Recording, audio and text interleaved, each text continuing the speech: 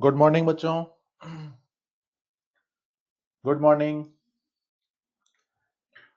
Good morning बेटा, good morning. रिया, आस्था, मानसी, श्रेया, रिंकू, गार्गी, प्राची, यशस्वी। अच्छा, यशस्वी यहाँ भी हैं। जानवी, मानसी, मुस्कान, अनंत, अंचल, बलवान, ऋतिक, कंचन, खुशी, कोमल, रौनक, कृति, अपूर्वा, आस्था, शिवानी, दीपाली, सौरभ, युवराज, सृष्टि, ईसा, अंजलि, पवार, सौरभ, प्राकृति, प्रकृति, शशांक, प्रियंवदा, अनन्या, सभी को गुड मॉर्निंग बेटा, सभी को गुड मॉर्निंग। सभी को गुड मॉर्निंग। नेम याद नहीं कर रहा हूँ बेटा, इसमें आ रहे हैं है ना, चैट आ रही होती है सभी की, है ना। तो इसलिए एक बार बस कॉल कर रहा हूँ कि हाँ ये स्टूडेंट है अभी प्रेजेंट। और अभी अप्रोक्स 250 स्टूडेंट्स ज्वाइन कर चुके हैं, तो स्ट्रेंथ अराउंड 500 की है, तो अभी सिर्फ 250 ही ज्वाइन किए हैं। तो धीमे धीमे सभी ज्वाइन कर रहे हैं।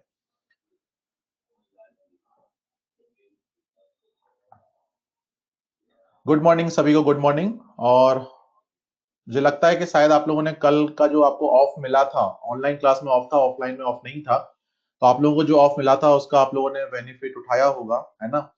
आपने वो सारी चीजें एक बार रिवाइज की होंगी, कम से कम इस चैप्टर में तो वो चीजें रिवाइज एक बार की होंगी जो हम लोगों ने पढ़ी हैं अभी तक, है ना।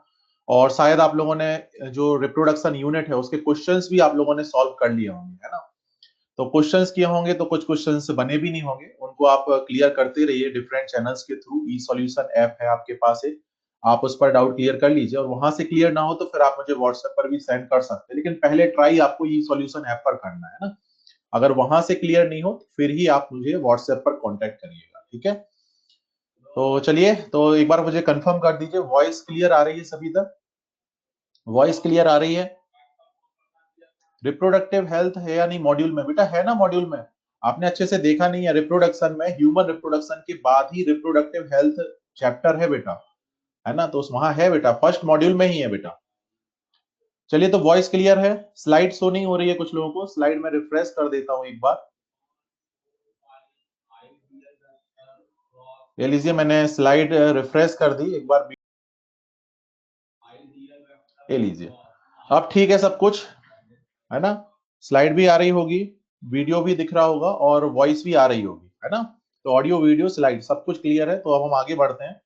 तो लास्ट टर्न पर हम लोगों ने डिस्कस करना स्टार्ट किया था थ्योरीज और ओरिजिन ऑफ लाइफ। स्लाइड नहीं है बेटा? स्लाइड नहीं आ रही है क्या? है बेटा? मैक्सिमम बच्चों को है। चलिए एक बार फिर रिफ्रेश कर देता हूं। तो वैसे यहां से प्रॉब्लम नहीं है बेटा, आप अपना नेटवर्क चेक करिए एक बार, आप अपनी साइड से रिफ्रेश करिए एक बार। ये लीजिए बेटा, ये मैंने रिफ्रेश कर दिया, दोबारा स्लाइड शो हो रही होगी। आप ठीक है ना सब? क्लियर है ना?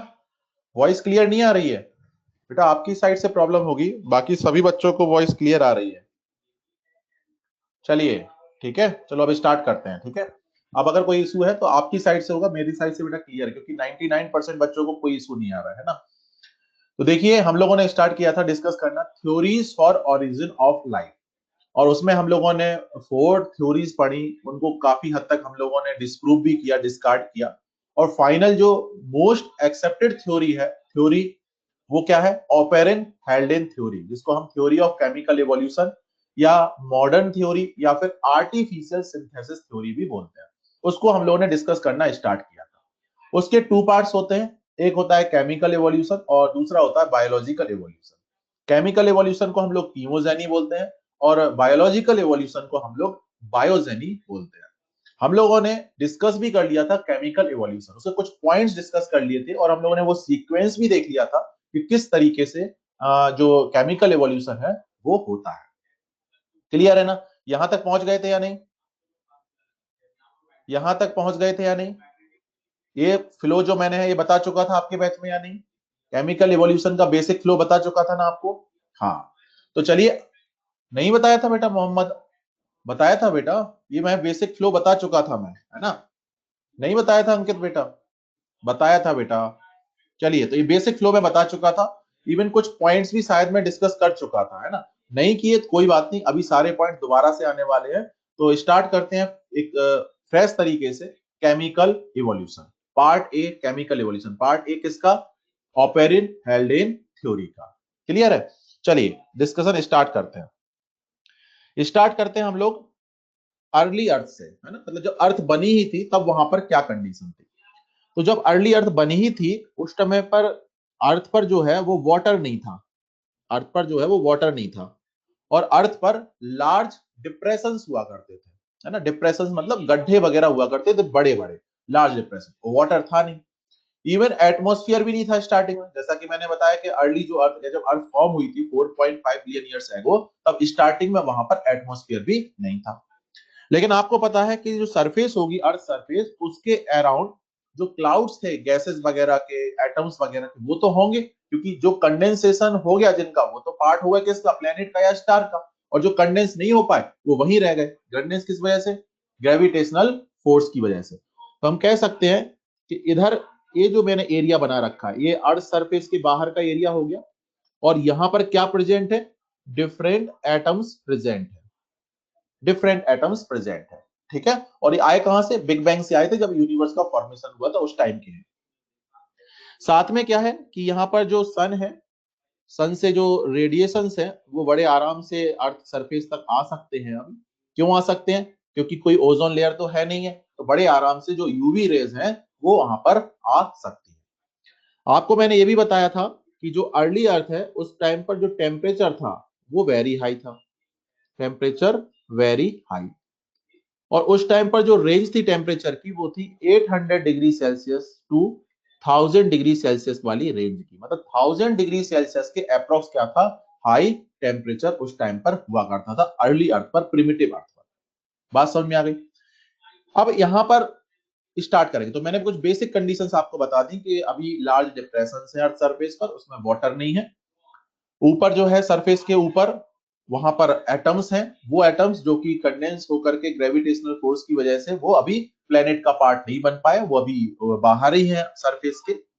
टेम्परेचर जो है वो बहुत ज्यादा है, अप्रोक्स 1000 डिग्री सेल्सियस की रेंज का है, और कहीं ना कहीं जो रेडिएशंस हैं वो क्या है, बड़े आराम से क्या है, वो सरफेस पर आ पा रहा है। तो यूवी रेडिएशंस वगैरह जो है वो आ पा रहे हैं, क्योंकि अभी ओजोन लेयर का फॉर्मेशन नहीं हो रखा। बेटा जिनको स्क्रीन नहीं शो रही वो रिफ्रेश करें बेटा, मेरे एंड से कोई प्रॉब्लम नहीं है, बाकी सभी बच्चों को कोई इशू नहीं आ रहा है। तो जिन बच्चों को इशू आ रहा है वो अपनी साइड से एक बार इसको रिफ्रेश करें या नेटवर्क चेक करें बेटा, ठीक है। तो ये फंडा था यहाँ पर। अब जो एटम्स थे वो क्या क्या थे उस पर हम बात करते हैं। तो जो एटम्स थे वो सारे एटम्स जो कि आप प्रोटोप्लाज्म में आज देखते हो, है ना, वो सारे एटम उस टाइम पर अर्थ सरफेस के बाहर जो मैंने ब्लैक कलर का बना रखा है वहां पर प्रेजेंट थे। क्या क्या, कार्बन हो गया, हाइड्रोजन हो गया, ऑक्सीजन हो गई, नाइट्रोजन हो गया, ये मेन जो 4 एलिमेंट्स है ये तो वहां पर थे atomic stage. Sir NEET oriented बता दो। आर्यन बेटा नीट ओरिएंटेड क्या होता है, कौन डिसाइड करेगा कि नीट ओरिएंटेड क्या है, कौन डिसाइड करेगा नीट ओरिएंटेड क्या है। आपको पढ़ना है तो पढ़िए, और नहीं पढ़ना है तो आप जहां आपका मन लगे, जो आपका मन लगे आप वो पढ़िए। यहाँ वही पढ़ाया जाएगा जो नीट के लिए जरूरी है। अब आपको लगता है कि नीट के लिए जरूरी नहीं है तो आप मत पढ़िए, ये नीट के लिए जरूरी है बेटा, ये सारी चीजें। नीट ओरिएंटेड बता दो, प्रीवियस ईयर क्वेश्चन बता दो, अभी कहां की बात हो गई, थ्योरी तो पढ़ लो बेटा, बस पहले से ही आकर के डिस्टर्ब करना स्टार्ट कर देते हो। इसलिए मैं कमेंट सोचता हूं कि मैं इसको डिसेबल ही कर दूं कंप्लीटली। कमेंट पर ध्यान दोगे, यहां पर नहीं पढ़ोगे कि यहाँ चल के आ रहा है। एक बार कंसेप्ट बन गए तो ये समझ में आ जाएगा, वरना फिर बस केवल रट्टा लगाते रहोगे, चीजों को लर्न करते रहोगे।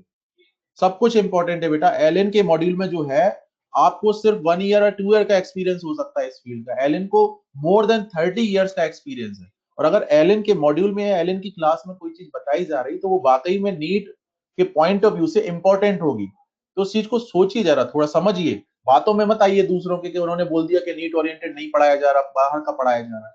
पढ़िए, जिनको पढ़ना है वो पढ़िए, नहीं पढ़ना है तो आपके पास ऑप्शन है बेटा, आप घर पर हो, क्लास में थोड़ी ना, ऑफलाइन थोड़ी ना है, तो पढ़िए इसको। तो एटॉमिक स्टेज की बात चल रही थी, वो सारे एटम्स जो आज आप प्रोटोप्लाज्म में देखते हो उस टाइम पर यहाँ पर ये प्रेजेंट थे। अभी मैंने एटमॉस्फेयर टर्म यूज नहीं किया क्योंकि गैसेस नहीं बनी, अभी तो क्या है, सिर्फ एटम्स है। क्या क्या है, कार्बन है, हाइड्रोजन है, ऑक्सीजन है, नाइट्रोजन, ये सारे क्या थे, एटम्स थे। और भी थे लेकिन मेन हमने एटम्स यहाँ पर लिख दिए। अब एटम्स की अगर हम बात करें तो इन एटम्स में जो मैक्सिमम अमाउंट थी एटम्स की वो किसकी थी, हाइड्रोजन की थी। सबसे ज्यादा नंबर में कौन थे? हाइड्रोजन थे सबके कंपेयर में। लेकिन कम से कम आप ऑक्सीजन के कंपेयर में तो समझने की कोशिश करो कि हाइड्रोजन ऑक्सीजन से ज्यादा नंबर में थे। तो हाइड्रोजन का नंबर, एटम्स का नंबर ज्यादा, ऑक्सीजन का कंपेरेटिवली कम। और सबसे ज्यादा रिएक्टिव भी कौन था? हाइड्रोजन था। तो हाइड्रोजन ने क्या किया? रिएक्शन स्टार्ट की, किसके साथ? ऑक्सीजन के साथ भी और नाइट्रोजन के साथ भी। तो जब हाइड्रोजन ने ऑक्सीजन के साथ रिएक्शन की तो वहां पर फॉर्म हो गया क्या? वाटर। क्या फॉर्म हो गया? वाटर फॉर्म हो गया वहां पर। लेकिन जो ये वाटर बना वो अभी लिक्विड फॉर्म में नहीं बना, वो कैसे फॉर्म में बना? वो गैसियस फॉर्म में बना। क्यों? क्योंकि टेम्परेचर अभी 1000 डिग्री सेल्सियस की रेंज में है। और आपको पता है कि जो वाटर है वो 100 डिग्री सेल्सियस पर लिक्विड से कन्वर्ट हो जाता है, किसमें? वेपर फॉर्म में। तो यहां पर वेपर फॉर्म में वाटर मिलेगा, लिक्विड फॉर्म में वाटर नहीं मिलेगा। दूसरी बात, हाइड्रोजन ने नाइट्रोजन से भी रिएक्शन कर ली, तो बताओ वहां क्या बन गई? अमोनिया गैस बन गई। तो कहीं ना कहीं दो यहां पर बन गए। क्या बन गया यहां पर? एक तो बन गया वाटर और एक बन गई अमोनिया। तो बताओ स्टार्टिंग में यही बने कि नहीं बने? और ये क्या हो गए? Inorganic compounds. तो फर्स्ट इनऑर्गेनिक कंपाउंड्स अगर कोई आपसे पूछे अर्थ पर बने, वो क्या थे? Water and ammonia. ये हो गए फर्स्ट इनऑर्गेनिक कंपाउंड्स। साथ में क्या हुआ? क्योंकि हाइड्रोजन बहुत ज्यादा रिएक्टिव था तो ये आपस में ही रिएक्ट कर गए और क्या बन गई? हाइड्रोजन गैस बन गई। क्या बन गई यहां पर? हाइड्रोजन गैस यहां पर फॉर्म हो गई। अब हाइड्रोजन गैस बनी है, ऑक्सीजन नहीं बनी है। क्यों नहीं बनी? उसका रीजन समझो। हाइड्रोजन और ऑक्सीजन, हाइड्रोजन बहुत ज्यादा, ऑक्सीजन कम। तो आपकी केमिस्ट्री में कंसेप्ट पढ़ते हो लिमिटिंग रिएजेंट वाला, मतलब कि अगर ए और बी है तो उसमें जो कम होगा वो डिसाइड करेगा रेट ऑफ रिएक्शन। वो खत्म हुआ तो रिएक्शन खत्म, जो कम होता है। तो यहां पर ऑक्सीजन कम है, हाइड्रोजन ज्यादा है, तो ऑक्सीजन खत्म होते ही रिएक्शन बंद। मतलब जितना भी ऑक्सीजन होगा वो सब क्या बनाने में लग गया? वाटर बनाने में लग गया। हालांकि मैं ये कहूंगा कि पैरेलली कार्बन भी ऑक्सीजन से रिएक्शन कर रहा था और वहां पर कुछ और गैसेस भी बन रही थी, कार्बन डाइऑक्साइड, कार्बन मोनोऑक्साइड, लेकिन किसी भी तरीके से वहां पर ऑक्सीजन गैस नहीं बन पाई। ऑक्सीजन गैस नहीं बन पाई। और बन गई कार्बन डाइऑक्साइड, बन गई कार्बन मोनोऑक्साइड, बन गई, ये बन गई, लेकिन ऑक्सीजन गैस वहां नहीं बन पाई। अब ये बताओ, ये जो एटमॉस्फेयर बन रहा है, क्योंकि गैसेस बन रही धीमे धीमे, तो एटमॉस्फेयर बन रहा है या नहीं बन रहा? इस एटमॉस्फेयर में हाइड्रोजन है, ऑक्सीजन नहीं है। तो जब हाइड्रोजन है और ऑक्सीजन नहीं है तो आप कह दोगे कि जो एटमॉस्फेयर बना वो कैसा हो गया? रिड्यूसिंग हो गया। तो अर्ली अर्थ पर, प्रिमिटिव अर्थ पर जो एटमॉस्फेयर था वो कैसा था? रिड्यूसिंग था। कैसा एटमॉस्फेयर था? रिड्यूसिंग था। तो रिड्यूसिंग एटमॉस्फेयर होने का रीजन ये रहा कि हाइड्रोजन जो थे वो ग्रेटर नंबर में थे, और दूसरा रीजन ये रहा कि वहां पर ऑक्सीजन गैस का फॉर्मेशन नहीं हो पाया। जितने भी फ्री ऑक्सीजन एटम्स थे वो सब के सब यूज हो गए वाटर बनाने में, कार्बन डाइऑक्साइड बनाने में, कार्बन मोनोऑक्साइड बनाने में, लेकिन ऑक्सीजन गैस वो नहीं बना पाए। तो फ्री ऑक्सीजन एटम्स बचे ही नहीं। तो ऑक्सीजन एटम्स जब नहीं है यहाँ पर ऑक्सीजन गैस बन ही नहीं सकती। साथ में क्या हुआ कि कुछ यहाँ पर कार्बाइड्स वगैरह भी बने थे, और उन कार्बाइड्स पर जब वाटर की रिएक्शन हुई तो फर्स्ट ऑर्गेनिक कंपाउंड भी फॉर्म हो गया, और दैट इज मीथेन। मीथेन का भी यहाँ पर फॉर्मेशन हो गया। तो first organic compound methane, first inorganic compounds water and ammonia. बात समझ में आ गई कि नहीं आ गई? No slide no voice. Slide में कोई इशू आ रहा है क्या? कंफर्म कर दो एक बार, स्लाइड में कोई इशू है क्या? नहीं है। वॉइस में कोई इशू है क्या? नहीं है। सब क्लियर है बेटा? तो जिनको इशू आ रहा है बेटा वो अपनी साइड से एक बार रिफ्रेश करें, यहां से ऑल ओके है ना? चलिए, एक और चीज हुई, और भी सारी चीजें होती रही, जैसे नाइट्रोजन गैस बन गई है ना, बहुत सारी गैसेस बनती रही, लेकिन जो इंपॉर्टेंट बातें थी वो मैंने आपको बता दी। तो इंपॉर्टेंट बातें तीन, क्या? कि first inorganic compounds water and ammonia, first organic compound methane, hydrogen gas बनी लेकिन ऑक्सीजन गैस नहीं बनी। रीजन बता दिया, क्योंकि हाइड्रोजन एटम्स ग्रेटर नंबर में थे। दूसरी बात, फ्री ऑक्सीजन एटम्स बचे नहीं, क्योंकि वो सबके सब यूटिलाइज हो गए वाटर बनाने में, कार्बन डाइऑक्साइड बनाने में, कार्बन मोनोऑक्साइड बनाने में। तो जब ऑक्सीजन नहीं है, हाइड्रोजन है, तो एटमॉस्फेयर कैसा? रिड्यूसिंग। याद रखना, अर्थ पर प्रेजेंट जो प्रिमिटिव एटमॉस्फेयर था वो किस नेचर का था? रिड्यूसिंग था। आज की तरह ऑक्सीडाइजिंग नहीं था। आज की तरह ऑक्सीडाइजिंग मतलब आज ऑक्सीजन है ज्यादा, इसलिए आज है क्या? ऑक्सीडाइजिंग। उस समय पर हाइड्रोजन ज्यादा थी, ऑक्सीजन नहीं थी, इसलिए कैसा? रिड्यूसिंग। क्लियर है ना बात? तो याद रखिएगा, रिड्यूसिंग एटमॉस्फेयर। अब ये सारी चीजें बनी कहां होंगी? कहां बनी होंगी? ऊपर ही बनी होंगी जहां पर एटमॉस्फेयर होता है। तो यहां पर अब एटम से यहीं पर क्या बन गए होंगे? यहां पर बन गए होंगे मॉलिक्यूल्स। तो ऊपर ही बन गए मॉलिक्यूल्स, ऊपर बन गए मॉलिक्यूल्स। अब क्या हुआ कि ऊपर बन गए हैं, टेम्परेचर धीमे धीमे कम भी हो रहा होगा, तो अभी पता चला कि 1000 degree Celsius 800 to 1000 degree Celsius की रेंज में जो था वो अब शायद 400 500 डिग्री सेल्सियस की रेंज में आया होगा, क्योंकि कंटिन्यूअसली वो डिक्रीज हो रहा था। तो कहीं ना कहीं रिएक्शंस तो चलती रही, क्योंकि ये टेम्परेचर भी सफिशिएंट है बहुत सारे रिएक्शंस को कराने में। तो यहाँ पर रिएक्शंस तो कंटिन्यू चल रही थी, तो मॉलिक्यूल्स के बीच में भी रिएक्शन हो रही होंगी, और जब मॉलिक्यूल्स के बीच में भी रिएक्शन हो रही थी तो कुछ क्या बनने लग गए, और ऑर्गेनिक कंपाउंड्स यहाँ पर बनने लग गए। तो एक ऑर्गेनिक कंपाउंड तो पहले ही बन चुका था, मीथेन, लेकिन बाद में और ऑर्गेनिक कंपाउंड बने, सिंपल ऑर्गेनिक कंपाउंड्स, या हम ऐसा बोल सकते हैं कि क्या बनने लग गए, मोनोमर्स बनने लग गए। मोनोमर्स क्या क्या बने, aldehyde, ketone, pentose, hexose, amino acids, fatty acids, glycerols, nitrogenous bases वगैरह ये सब बनने लग गए। तो काफी हद तक तो ऊपर ही बन गए, लेकिन उनमें से कुछ अभी नहीं बने, काफी हद तक बन गए, कुछ बाद में जाकर के बनेंगे, लेकिन बनेंगे अभी नहीं। यही है सीक्वेंस किसका, केमिकल एवोल्यूशन का। तो बताओ कहां पर बन गए, ऊपर ही कहीं ना कहीं और रिएक्शन होगी, तो ये ऊपर काफी हद तक इनमें से कुछ ऑर्गेनिक कंपाउंड्स भी यहां पर बन गए। अब ये बताओ कि टेम्परेचर और कम हो रहा होगा, तो जैसे ही टेम्परेचर यहां पर अब होता है कितना, टेम्परेचर जैसे ही यहां पर हुआ कितना, 100 से नीचे, टेम्परेचर जैसा ही गया << वैसे ही जो वाटर है, जैसे ही जो वाटर है, अभी वाटर कैसा था, गैसियस था, अब वो किस में कन्वर्ट होने लग गया, लिक्विड फॉर्म में अब वो कन्वर्ट होने लग गया। तो बताओ गैसियस फॉर्म से लिक्विड फॉर्म में कन्वर्ट होगा, तो बताओ ये नीचे आएगा या नहीं आएगा। तो कंडेंसेशन हुआ और वो क्या होने लग गया, नीचे आने लग गया। तो क्या होने लग गई, रेनिंग होने लग गई, बारिश होने लगी, झमाझम बारिश होने लग गई। और जब रेनिंग हुई तो कहीं ना कहीं जो लार्ज डिप्रेशंस थे अर्थ पर, वो अब फिल होने लग गए इस वाटर की हेल्प से, इस वाटर की हेल्प से फिल होने लग गए। और जो फिल होने पर जो ये बने, वो क्या बने, प्रिमिटिव ओशियंस बन गए। क्या बन गए, प्रिमिटिव ओशियन, ये बन गया प्रिमिटिव ओशियन। तो बताओ क्या हुआ, कंडेंसेशन हुआ वेपर फॉर्म का लिक्विड फॉर्म में, और ये क्या बन गए यहाँ पर, क्या बन गए यहाँ पर, प्रिमिटिव ओशियन बन गए। अब देखिए क्या है कि जब वाटर ऊपर से नीचे आया तो कहीं ना कहीं उसके साथ जो कुछ भी वहां पर होगा वो भी काफी हद तक कहां आ जाएगा, नीचे आ जाएगा। तो जो ये सिंपल ऑर्गेनिक कंपाउंड्स बने थे वो कहां आ गए, अब नीचे आ गए ओशियन के वाटर में।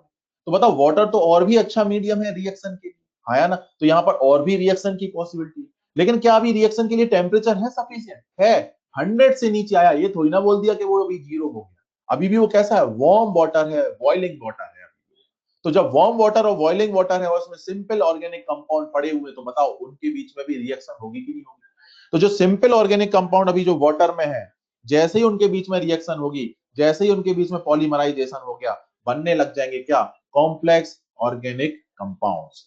और कॉम्प्लेक्स ऑर्गेनिक कंपाउंड्स क्या बनेंगे, जैसे अमाइनो एसिड्स हैं उनका पॉलीमराइजेशन हो गया तो प्रोटीन्स बन गए, जो मोनोसैकेराइड्स वगैरह होंगे उनका पॉलीमराइजेशन होगा तो कार्बोहाइड्रेट्स बन गए, लिपिड्स वगैरह बन गए, क्योंकि फैटी एसिड्स और ग्लिसरॉल्स थे, उन्होंने मिलकर के क्या बना लिए, लिपिड्स बना लिए। और साथ में नाइट्रोजनस बेसिस और सुगर्स वगैरह ने मिलकर के क्या बना लिए, न्यूक्लिक एसिड्स बना लिए। तो बताओ इतनी सारी चीजें बन गई, किससे, पॉलीमराइजेशन से या रिएक्शन से। तो बताओ ये बाकी की रिएक्शन कहां हुई है, ये वाटर में हुई है। तो बताओ ये जो कॉम्प्लेक्स ऑर्गेनिक कंपाउंड्स बने, ये कहां बने होंगे, ये वाटर में ही तो बने होंगे। तो बताओ वाटर में क्या आ गए, कॉम्प्लेक्स ऑर्गेनिक कंपाउंड्स का फॉर्मेशन हो गया, कॉम्प्लेक्स ऑर्गेनिक कंपाउंड्स। तो ये वाटर में बन गए कॉम्प्लेक्स ऑर्गेनिक कंपाउंड्स, और कॉम्प्लेक्स ऑर्गेनिक कंपाउंड्स बनते ही केमिकल इवोल्यूशन हो गया कंप्लीट। तो यहां पर केमिकल इवोल्यूशन कंप्लीट हो गया, क्योंकि अपन ने पढ़ा था कि एटम से लेकर के कॉम्प्लेक्स ऑर्गेनिक कंपाउंड्स का बनना क्या है, केमिकल इवोल्यूशन। अब आप एक बात बताओ कि जो प्रिमिटिव ओशियन का जो वाटर है, ये कैसा है, बॉइलिंग वाटर है, वार्म वाटर है, और कहीं ना कहीं इसमें क्या है, डिसॉल्व कॉम्प्लेक्स ऑर्गेनिक कंपाउंड्स। तो इसी को देख करके हेल्डेन क्या बोलते हैं, इस ओशियन के वाटर को हेल्डेन क्या बोलते हैं, प्रीबायोटिक सूप या फिर hot dilute soup. Soup, soup का मतलब क्या, तो वाटर है, वार्म वाटर है, और उसमें कुछ क्या है, इंग्रेडिएंट्स। तो इनको भी ये सूप जैसा लगा कि वाटर है, वार्म वाटर है, और उसमें क्या है, कॉम्प्लेक्स ऑर्गेनिक कंपाउंड्स है। तो इन्होंने इसको क्या बोला, हॉट डाइल्यूट सूप या फिर प्रीबायोटिक सूप, मतलब लाइफ के पहले का soup. Prebiotic, biotic means life, pre means पहले का, तो लाइफ के पहले का सूप मींस प्रीबायोटिक सूप। तो हेल्डेन ने इसी प्रिमिटिव ओशियन के वाटर को बोला हॉट डाइल्यूट सूप या प्रीबायोटिक सूप। बात समझ में आ गई कि नहीं आ गई यहाँ पर फंडा?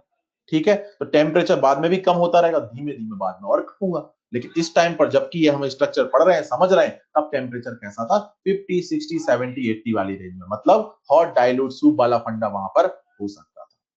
क्लियर है ना? तो ये हुआ केमिकल इवोल्यूशन। अब एक पॉइंट और मैं आपको बताना चाहूंगा कि यहां पर जो प्रोटीन्स और जो न्यूक्लिक एसिड बने, इनके बारे में। जो न्यूक्लिक एसिड यहां पर बने हैं अभी, उनके पास अभी रेप्लीकेशन की पावर नहीं थी। वो कैसे थे? नॉन रेप्लीकेबल थे। क्या थे? Non replicable. और प्रोटीन्स जो है वो अभी non structural and non enzymatic. Structural तो चलो छोड़ो, मत समझो, लेकिन एंजाइमेटिक वाला फंडा समझो कि जो प्रोटीन्स स्टार्टिंग में बनी थी उनके पास एंजाइम की तरह एक्ट करने का फंडा नहीं था। वो कैसी थी? नॉन एंजाइमेटिक नेचर की थी। आपको पता है कि मोस्ट ऑफ दी जो एंजाइम्स है वो क्या है? Proteins. Most of the enzymes, all enzymes नहीं बोला मैंने, मोस्ट ऑफ दी जो एंजाइम्स है वो क्या है? प्रोटीन है। तो प्रोटीन ही किसकी तरह वर्क करेगी? एंजाइम की तरह। लेकिन यहां अभी जो प्रोटीन बनी है वो एंजाइम की तरह वर्क नहीं कर पाती, आगे जाकर के पास इसके पास एंजाइमेटिक प्रॉपर्टी आती है। क्लियर है बात? और दूसरी बात आपको याद रखना है कि जो न्यूक्लिक एसिड है वो कैसा था? नॉन रेप्लीकेबल था, मतलब अभी वो रेप्लीकेशन नहीं कर सकता। क्लियर है बात? तो ये दो पॉइंट आपको याद रखने और उसके बाद बढ़ जाना है। तो बताओ, ये केमिकल एवोल्यूशन क्लियर हुआ? काफी कुछ पिक्चर क्लियर हुई कि नहीं? अच्छा, यहां पर जो रेडिएशन आ रहे थे उनका रोल कहां दिखा होगा आपको? यहाँ पर जो रेडिएशन आ रहे थे उनका रोल कहां दिखा होगा? रोथ रोल है। आपको पता है कि जो सनलाइट आती है उसमें रेडिएशन जो होते हैं उसमें यूवी रेज होती है, और आपको ये भी पता है कि कई ऐसी ऑर्गेनिक रिएक्शन है जिसमें यूवी रेज जरूरी है रिएक्शन के लिए, तो वो यूवी रेज भी कहीं ना कहीं कुछ रिएक्शंस करा रहे हैं। बात समझ में आ गई ना? तो हाई टेम्परेचर हो गया, रेडिएशंस हो गए, और कहीं ना कहीं यहाँ पर रेनिंग हो गई, और लार्ज डिप्रेशन फिल हो गए तो ओशियंस का फॉर्मेशन हो गया, ऊपर गैसेस बन गई तो एटमॉस्फेयर बन गया, और एटमॉस्फेयर जो बना वो कैसा बना? रिड्यूसिंग बना। बात समझ में आ गई ना? तो ये कुछ क्या थे? फंडे थे, बेसिक आइडिया था किसका? Chemical evolution. मुझे लगता है शायद क्लियर हो गया होगा काफी हद तक। क्लियर हो गया ना काफी हद तक? चलिए, तो आगे कुछ पॉइंट्स पढ़ लेते हैं, वही पॉइंट जो मैंने अभी बोले। Water and ammonia were probably the first inorganic compounds form on earth, बता चुका हूं। Methane was the first organic compounds, बता चुका हूं। No free oxygen was left which made the atmosphere reducing, बता चुका हूं। और आगे एक बात और बता चुका हूं कि प्रिमिटिव अर्थ पर कंडीशंस क्या क्या थी। उसमें देखो, सबसे पहले मैं बोल चुका हूं कि वहां पर हाई टेम्परेचर था, कितनी रेंज का? 800 टू 1000 डिग्री सेल्सियस रेंज का। इसके अलावा एटमॉस्फेयर कैसा था? रिड्यूसिंग था, ये भी मैं आपको बता चुका हूं। इसके अलावा रेडिएशंस वहां पर आ रहे थे, ये भी मैं आपको बता चुका हूं। इसके अलावा दो बातें और याद रखो कि वहां पर जब क्लाउड्स बने तो वहां पर उनमें क्या हुई? इलेक्ट्रिक फोर्स की वजह से वहां पर लाइटनिंग हुई थी, और साथ में वॉल्केनिक स्टॉर्म्स भी अपना रोल वहां पर प्ले कर रहे थे। तो ज्वालामुखी तूफान हो गए और बिजली की जो कड़कड़ाहट हो गई, लाइटनिंग हो गई, वो सब क्या था? उस समय का एक पार्ट था। तो आपको याद रखना है कि प्रिमिटिव कंडीशंस अर्थ पर क्या क्या थी, याद रखेंगे। इसमें से तीन इंपॉर्टेंट है: हाई टेम्परेचर, रिड्यूसिंग एटमॉस्फेयर, और साथ में रेडिएशन। ठीक है सर, रेडिएशन का रोल एक बार फिर बता दीजिए। सर बेटा, रेडिएशन जैसे कि जो सन से रेडिएशंस आते हैं जैसे यूवी वगैरह, वो बहुत सारी रिएक्शंस में अपना रोल प्ले करता है। जब आप ऑर्गेनिक केमिस्ट्री पढ़ोगे तो आपको समझ में आएगा कि ऑर्गेनिक केमिस्ट्री में कई सारी रिएक्शन ऐसी है जिसमें यूवी रेज का पार्टिसिपेशन होता है। तो यूवी रेज की हेल्प से वो शायद रिएक्शन उस टाइम पर हो गई थी। तो केमिकल एवोल्यूशन में यूवी रेज का भी एक इंपॉर्टेंट रोल था। क्लियर है अब बात? क्लियर है बात अब? चलो, तो ये हुआ बेटा केमिकल एवोल्यूशन। अब ये कुछ पिक्चर उस टाइम की बना रखी है, आप देख सकते हो कि किस टाइप की उस टाइम प्रिमिटिव अर्थ दिखती होगी। ये रेडिएशंस हो गए, ये वॉल्केनोज हो गए, और ये यहाँ पर लाइटनिंग हो रही है क्लाउड्स में। और ये जो मैंने आपको टर्म बोला हॉट डाइल्यूट सूप और प्रीबायोटिक सूप, ये हेल्डेन का टर्म। तो यहाँ पर जो ओशियन है, यहाँ पर जो ये वाटर था, उसी को इन्होंने क्या बोला है? हॉट डाइल्यूट सूप या प्रीबायोटिक सूप। तो इस पिक्चर से अब शायद केमिकल एवोल्यूशन पूरा क्लियर हो गया होगा। चलिए, अब सेकेंड पार्ट जो है, सेकेंड पार्ट है बायोलॉजिकल एवोल्यूशन। तो पहला पार्ट हो गया केमिकल एवोल्यूशन और दूसरा पार्ट हो गया बायोलॉजिकल एवोल्यूशन। पहले कीमोजेनी और फिर अब होगी क्या? बायोजेनी। तो बायोजेनी, जैसे हमने केमिकल कीमोजेनी में आपको कुछ सीक्वेंस बताए थे आपको, ऐसे ही अब मैं बायोलॉजिकल एवोल्यूशन में आपको सीक्वेंस बताता हूं।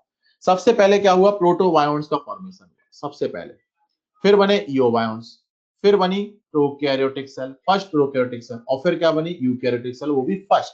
देखिए यहाँ पर फर्स्ट वर्ड क्यों लगा रखा, फर्स्ट वर्ड क्यों लगा रखा, कि इसका मतलब आप ये ना समझो कि प्रोकैरियोटिक सेल से यूकैरियोटिक सेल बन गए तो प्रोकैरियोटिक सेल्स खत्म हो गए, नहीं, प्रोकैरियोटिक सेल भी आज भी मिलती है, इसलिए यहाँ पर क्या लगा रखा है, फर्स्ट लगा रखा है, और यूकैरियोटिक सेल में भी फर्स्ट लगा रखा है। वरना कई लोग ये सोचते हैं कि सर प्रोकैरियोटिक सेल से जब इवॉल्व होकर के यूकैरियोटिक सेल बन गई यानी प्रोकैरियोटिक सेल खत्म हो गई और यूकैरियोटिक सेल रह गई, लेकिन ऐसा तो नहीं है, यानी प्रोकैरियोटिक सेल भी रही और यूकैरियोटिक सेल जो बनी वो भी रही, इसलिए यहाँ पर फर्स्ट लिखा हुआ है। तो ये सीक्वेंस याद रखना, प्रोटोबायोट, यूबायोट, प्रोकैरियोटिक सेल और फिर आई यूकैरियोटिक सेल। बात समझ में आ गई कि नहीं आ गई? चलिए, तो ये सीक्वेंस है। अब कुछ इनके हैं क्या प्रोटोबायोट, हम आगे पढ़ेंगे कि प्रोटोबायोट जो है वो क्लस्टर्स हैं किसके, मैक्रोमोलिक्यूल्स के। जो मैक्रोमोलिक्यूल्स अभी अभी आपने बनाए, प्रोटीन्स, न्यूक्लिक एसिड्स, फैट और लिपिड्स और साथ में कार्बोहाइड्रेट्स, उन सब के क्या है, ये क्लस्टर्स हैं। यूबायोट किसके क्लस्टर है, यूबायोट हम पढ़ेंगे कि न्यूक्लियोप्रोटीन्स के क्लस्टर होते हैं और जिन पर क्या मिलता है, लिपिड कोट मिलता है, तो ये क्या है, यूबायोट्स है। तो ये स्ट्रक्चर्स के नेम है। यूबायोट्स को ही हम लोग क्या बोलेंगे, प्रोटोसेल्स बोलेंगे। क्या बोलेंगे, प्रोटोसेल्स बोलेंगे, प्रोटोसेल्स। क्लियर है? अब मैं आपको बेसिक सी चीजें और कुछ बता दूं कि अगर मैं बताऊं कि जब फॉर्मेशन होगा ना यूबायोट्स का, तो इस पॉइंट पर मतलब प्रोटोबायोट से जब यूबायोट बन रहे होंगे ना, इसी पॉइंट पर क्या हो जाएगा, ओरिजिन हो जाएगा किसका, लाइफ का, ओरिजिन ऑफ लाइफ, या हम कहेंगे फर्स्ट साइन ऑफ लाइफ, और वो होगा 4 बिलियन ईयर्स एगो। ठीक है, तो अर्थ आपने बनती हुई देखी ली है, अर्थ कब बनी, 4.5 बिलियन ईयर्स एगो, है ना, और यूनिवर्स उसके पहले कब बना था, 20 बिलियन ईयर्स एगो। क्लियर? और जब प्रोटोबायोट से इयोबायोट बनेंगे तो उसी टाइम पर क्या हो जाएगा, ओरिजिन हो जाएगा लाइफ का, और उसको बोलेंगे अपन 4 बिलियन ईयर्स एगो। जो इयोबायोट्स वगैरह बनेंगे उसको अपन मानेंगे कितना, 3 बिलियन ईयर्स एगो। जो फॉर्मेशन हो जाएगा इयोबायोट्स का या प्रोटोसेल्स का, उसको कब मानेंगे, 3 billion years ago. First prokaryotic cell कब बनी थी, 2 बिलियन ईयर्स एगो। और फर्स्ट यूकैरियोटिक सेल कब बनी थी, 1.5 बिलियन ईयर्स एगो। ठीक है, प्रोकैरियोटिक सेल को अपन बोलेंगे first cellular form of life, first cellular form of life. Clear? और इयोबायोट को अपन क्या बोलेंगे, first non cellular form of life. Clear? तो यूबायोट्स को बोलेंगे first non cellular form of life और प्रोकैरियोटिक सेल को बोलेंगे first cellular form of life. Clear? और प्रोटोबायोट से जब यूबायोट बन रहे होंगे बीच में ही क्या होगा, एक तरीके से ओरिजिन होगा किसका, लाइफ का, और वो होगा कब, 4 बिलियन ईयर्स एगो। तो ये होगा 20 बिलियन ईयर्स एगो, फिर 4.5 बिलियन ईयर्स एगो, फिर 4 बिलियन ईयर्स एगो, फिर 3 बिलियन ईयर्स एगो, फिर 2 बिलियन ईयर्स एगो, फिर 1.5 बिलियन ईयर्स एगो। ये सीक्वेंस चला, किस तरीके से धीमे धीमे बात आगे बढ़ी।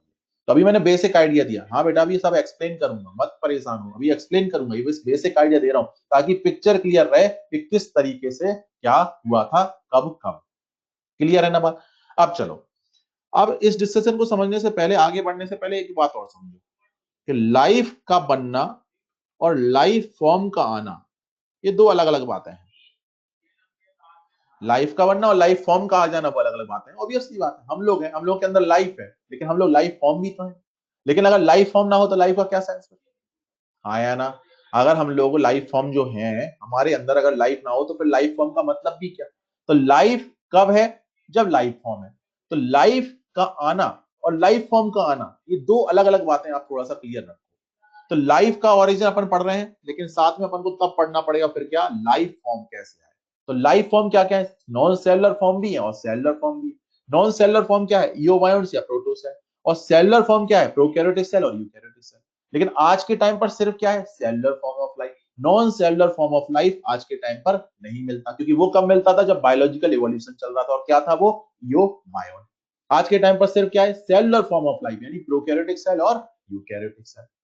बात समझ में आ गई ना? तो ये था एक बेसिक आइडिया इस तरीके से। अब हम किसको लाइफ फॉर्म मानेंगे, लाइफ फॉर्म हम किसको बोलेंगे, लाइफ तो समझ में आ गई कि ठीक है सारी चीज समझ में आ जाती है, लेकिन लाइफ फॉर्म हम किसको कंसीडर करेंगे कि लाइफ फॉर्म है या नहीं? तो लाइफ फॉर्म के लिए एनसीईआरटी क्या लिख रही है, सेल्फ रेप्लिकेटिंग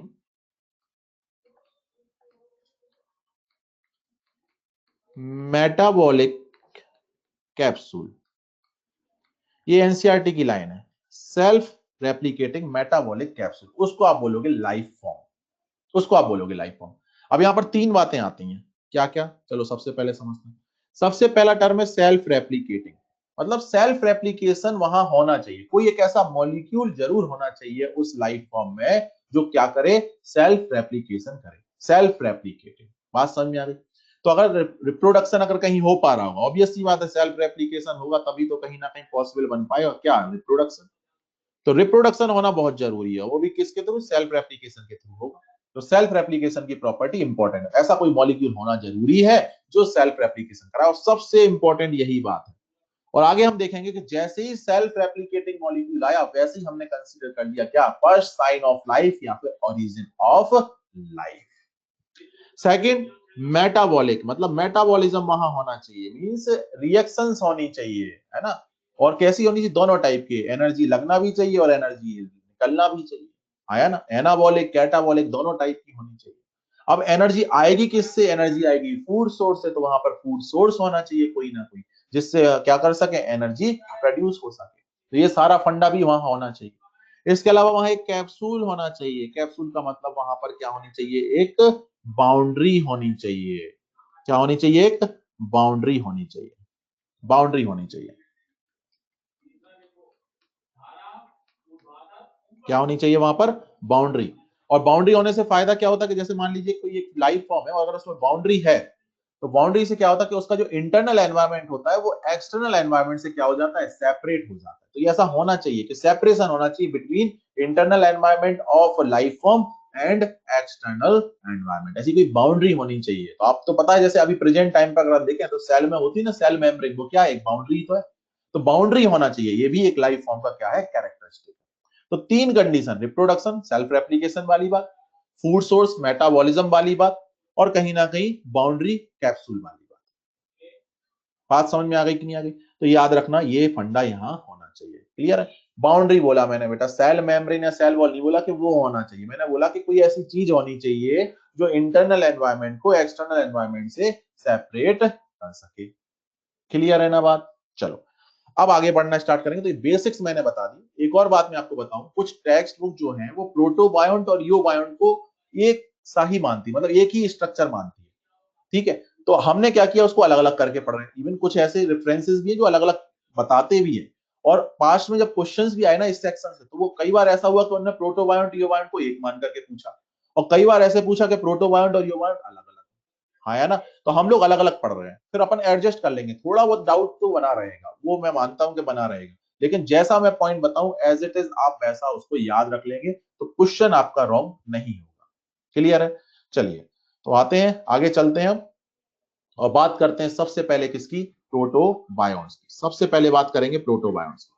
तो प्रोटोबायोन्ट्स हैं क्या, क्लस्टर्स हैं किसके, मैक्रोमोलिक्यूल्स के। क्या है, क्लस्टर्स ऑफ मैक्रोमोलिक्यूल्स। तो जो अभी अभी आपने मैक्रोमोलिक्यूल्स बनाए हैं, ऑर्गेनिक कॉम्प्लेक्स ऑर्गेनिक कंपाउंड्स बनाए हैं वाटर में, ओशियन में, वो क्या होंगे, पास पास आ जाएंगे। और आएंगे क्यों पास पास, जैसे मान लीजिए कि जब बनना स्टार्ट हुई ऑर्गेनिक कंपाउंड तो दूर दूर होंगे, लेकिन जैसे जैसे ऑर्गेनिक कंपाउंड बनते जाएंगे बनते जाएंगे बनते जाएंगे, उनका नंबर बढ़ता जाएगा, तो कहीं ना कहीं उनके बीच की जो एक तरीके से डिस्टेंस है वो कम होती जाएगी, नहीं होती जाएगी, यानी धीमे धीमे वो क्या होंगे, पास आते जाएंगे। और बताओ जब मैक्रो मॉलिक्यूल्स पास आते चले जाएंगे, पास आ जाएंगे बहुत सारे, तो उनका क्या बन जाएगा, एक क्लस्टर बन जाएगा, और उसी क्लस्टर को हम क्या बोल रहे हैं, प्रोटोबायोंट बोल रहे हैं। मतलब हुआ कुछ नहीं, हुआ कुछ नहीं है, ऐसे बहुत सारे मैक्रो मॉलिक्यूल्स हैं, उनका क्या बन गया है, क्लस्टर बन गया, बस किस वजह से, पास पास आने की वजह से। ये बन गया क्या, एक मैक्रो मॉलिक्यूल का क्लस्टर, ये बन गया क्लस्टर। और इसके चारों तरफ क्या है, इसके चारों तरफ क्या है, वाटर है, चारों तरफ वाटर है। तो वाटर में क्या है, कॉम्प्लेक्स ऑर्गेनिक कंपाउंड, और कुछ कॉम्प्लेक्स ऑर्गेनिक कंपाउंड पास पास आ गए और उन्होंने बना लिया क्लस्टर, और क्लस्टर को ही हम क्या बोल रहे हैं, प्रोटोबायोंट। मतलब प्रोटोबायोंट अलग से कुछ भी नहीं है, वही कॉम्प्लेक्स ऑर्गेनिक कंपाउंड जो आपने बनाए, बस वो आकर के क्लस्टर बना रहे हैं और कुछ भी नहीं। क्लियर है बात? अब ये होता कैसा है, ये होता है कोलोइडल ड्रॉप जैसा स्ट्रक्चर। तो आप सरफेस केमिस्ट्री में कोलोइड्स वगैरह पढ़ा करते हो, तो ये उसी तरह का क्या है, एक स्ट्रक्चर है, कोलोइडल ड्रॉप लाइक स्ट्रक्चर। आगे कुछ इसके फीचर्स देखते हैं। सबसे पहला इसमें ग्रोथ देखने को मिली। अब बताओ ग्रोथ कैसे, हम लोग एक्सपेक्ट करते हैं कि किसी के अंदर बायोलॉजिकल ग्रोथ हो, मतलब इनसाइड से आउटसाइड ग्रोथ हो, मतलब अंदर से ही कहीं ना कहीं हम ग्रो करें। लेकिन यहाँ पर इनसाइड वाली ग्रोथ नहीं, यहाँ पर आउटसाइड वाली ग्रोथ, मतलब कि बाहर से क्या किया इसने, और कॉम्प्लेक्स ऑर्गेनिक मॉलिक्यूल्स को अपने में जोड़ना स्टार्ट कर दिया, एब्जॉर्ब कर करके जोड़ना स्टार्ट कर दिया। तो मतलब बाहर से ग्रोथ हो रही ना, अंदर से बाहर की तरफ थोड़ी ना ग्रोथ हो रही। तो कहीं ना कहीं यहाँ पर क्या हो रहा है, सिंपल सा एब्जॉर्प्शन या एक्यूमुलेशन हो रहा, और कुछ भी नहीं हो रहा। तो और ऑर्गेनिक कंपाउंड जुड़ते जा रहे हैं तो इसकी साइज बढ़ती है। तो इस तरीके की यहाँ पर ग्रोथ देखने को, यहाँ पर सिंपल मेटाबॉलिज्म भी देखने को मिलता है। सिंपल मेटाबॉलिज्म, कॉम्प्लेक्स रिएक्शंस नहीं, सिंपल रिएक्शंस। दूसरी बात, यहां पर पार्शियल आइसोलेशन भी मिला, याद रखना ये टर्म पार्शियल आइसोलेशन होता है यहाँ पर, पार्शियल आइसोलेशन। और ये कहीं ना कहीं किससे रिलेटेड बात हो रही है, बाउंड्री से रिलेटेड बात हो रही है। यहाँ पर पार्शियल आइसोलेशन देखा, और वो पार्शियल आइसोलेशन इसलिए बोलते हैं क्योंकि यहाँ पर जो कोटिंग होती है वो एक्चुअल में वाटर कोटिंग होती है, वाटर की ही कोटिंग हो गई। आप देखो ना, जो ये क्लस्टर है इसके चारों तरफ क्या है, वाटर, मतलब वाटर ने ही क्या कर रखा है, कवर कर रखा है। अलग अलग से कोई बाउंड्री नहीं बनी है कि आप बोलोगे सर वहां पर कोई कोट बन गया है लिपिड वगैरह का, नहीं। वहां पर क्या हुआ है, सिंपली जो वाटर है चारों तरफ, उसी ने क्या कर रखा है, इसको चारों तरफ से कवर कर रखा है। मतलब वाटर की ही क्या है, एक तरीके से बाउंड्री है, अलग से कोई नहीं। तो पार्शियल आइसोलेशन हुआ, पार्शियल मतलब ये तो हो गया बहुत ज्यादा विस्कस वाला जो क्लस्टर है, और बाहर है वाटर वो लेस विस्कस। तो बीच में क्या है, पूरी तरफ लेस विस्कर, और बीच में क्या हो गया, हाई विस्कस मटेरियल हो गया। तो कहीं ना कहीं ऐसा कहेंगे कि ये एनवायरमेंट बाकी एनवायरमेंट से क्या हो गया, आइसोलेट हो गया। इसके लिए हम टर्म यूज करते हैं क्या, पार्शियल आइसोलेशन। और ये किसका बना है, वाटर कोट है, ये वाटर का बना हुआ है। बात समझ में आ गई, मतलब कहीं ना कहीं कैप्सूल वाला फंडा स्टार्ट तो हुआ कम से कम। जो मैंने बाउंड्री वाली बात बोली थी वो स्टार्ट तो हुआ कम से कम, यहाँ पर आया ना। तो मेटाबॉलिज्म है लेकिन सिंपल है, और कहीं ना कहीं यहाँ पर आइसोलेशन है, पार्शियली भली लेकिन आइसोलेशन या कैप्सूल वाला फंडा है। तो दो पॉइंट यहाँ पर पक्के हो गए लाइफ फॉर्म के। जो दो बेसिक पॉइंट है, एक तो वो मेटाबॉलिक वाला वो, और दूसरा कैप्सूल वाला वो काफी हद तक यहाँ पर फॉर्म हो गए।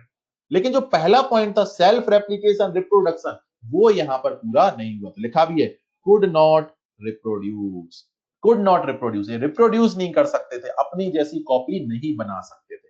और अगर कहो भी कि सर बन जाती थी, अगर दो पार्ट में ब्रेक हो गया तो दो बन गए कि नहीं बन गए, तो उसको रिप्रोडक्शन बोलोगे क्या, उसको रिप्रोडक्शन थोड़ी ना बोलेंगे, उसको तो डिवीजन बोल दोगे, simply physical division, biological division में नहीं बोलेंगे, फिजिकल डिवीजन। एक बड़ी ड्रॉप है और टू स्मॉल ड्रॉप्स में ब्रेक हो गई, उसको आप रिप्रोडक्शन बोलोगे, नहीं बोलेंगे। तो यानी यहां पर रिप्रोडक्शन नहीं होता था। और जब रिप्रोडक्शन नहीं होता था तो क्या प्रोटोबायोन्ट को आप लाइफ फॉर्म कंसीडर कर पाओगे क्या, क्या इसके लिए क्वालिफाई करोगे इसको, क्या नहीं करेंगे। यानी ये लाइफ फॉर्म नहीं था, अभी लाइफ नहीं आई है। बात समझ में आ गई कि नहीं आ गई। तो ये था प्रोटोबायोन्ट का डिस्कशन, कुछ बेसिक से पॉइंट है आपको याद रखना है। इसके अलावा एक और बात कि साइंटिस्ट ने कुछ कई बार लेबोरेटरी में भी सिंथेसाइज करके प्रोटोबायोन्ट्स बनाने की कोशिश की है। तो उसमें दो फेमस प्रोटोबायोन्ट है, एक तो ऑपेरिन का है जिसको बोलते हैं क्वेजरवेट्स, और दूसरा सिडनी फॉक्स का है जिसको बोलते हैं माइक्रोस्फीयर। तो एक है क्वेजरवेट और एक है माइक्रोस्फीयर, ये नियम याद रखने हैं। और क्वेजरवेट्स को बनाया था ऑपेरिन ने, माइक्रोस्फीयर्स को बनाया था सिडनी फॉक्स ने। तो इतना सफिशिएंट है। लेकिन एक पॉइंट मैं आपको बोलूंगा कि इसको आप एज इट इज जैसा मैं बोल रहा हूँ रिमेंबर कर लेना, उसको ये मत सोचना, कंसेप्ट से रिलेट मत करना किसी भी तरीके से। क्या कि जो क्वेजरवेट्स है उसमें लिपिड कोट नहीं था, जबकि माइक्रोस्फीयर में लिपिड कोट प्रेजेंट था। याद रखना ये चीज, माइक्रोस्फीयर में लिपिड कोड प्रेजेंट था, जबकि क्वेजरवेट्स में लिपिड कोड प्रेजेंट नहीं था। अब आप कहोगे सर लिपिड कोड, और लिपिड कोड है प्रोटोबायोन्ट में। मैंने पहले ही बोला कि कुछ टेक्स्ट बुक साइंटिस्ट प्रोटोबायोन्ट और यूबायोन्ट को एक ही स्ट्रक्चर कंसीडर करते हैं, अलग अलग नहीं करते। उसी में बोलते रहते कि चेंजेस आते रहे इसलिए ऐसा हुआ।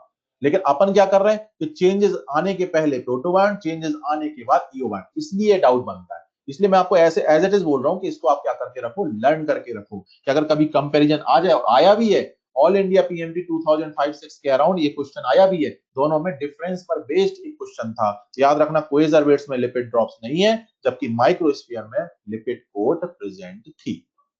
क्लियर है ना, याद रखना बेटा इसको। हाँ, जनरल पार्शियल आइसोलेशन ही बोलोगे बेटा, बिल्कुल। अगर जनरल पॉइंट की बात की जाए ना तो आप पार्शियल आइसोलेशन ही बोलोगे, आप ये नहीं बोलोगे लिपिड कोड प्रेजेंट और एब्सेंट। जब तक माइक्रोस्फीयर टर्म यूज ना कर लिया जाए आप ये लिपिड कोड वर्ड यूज नहीं करोगे। बात समझ में आ गई कि नहीं आ गई। चलिए अब आते हैं सेकंड है ईओबायोन, जिनको अपन क्या बोलते हैं, प्रोटोसेल्स भी बोलते हैं। तो सेकंड है ईओबायोन्ट, जिन्हें हम क्या बोल रहे हैं, प्रोटोसेल्स भी बोल रहे हैं। अब आप एक बात याद करो कि अभी थोड़ी देर पहले मैंने बोला था कि जो न्यूक्लिक एसिड है वो नॉन रेप्लिकेबल है, है ना। जो न्यूक्लिक एसिड है वो कैसे हैं, नॉन रेप्लिकेबल।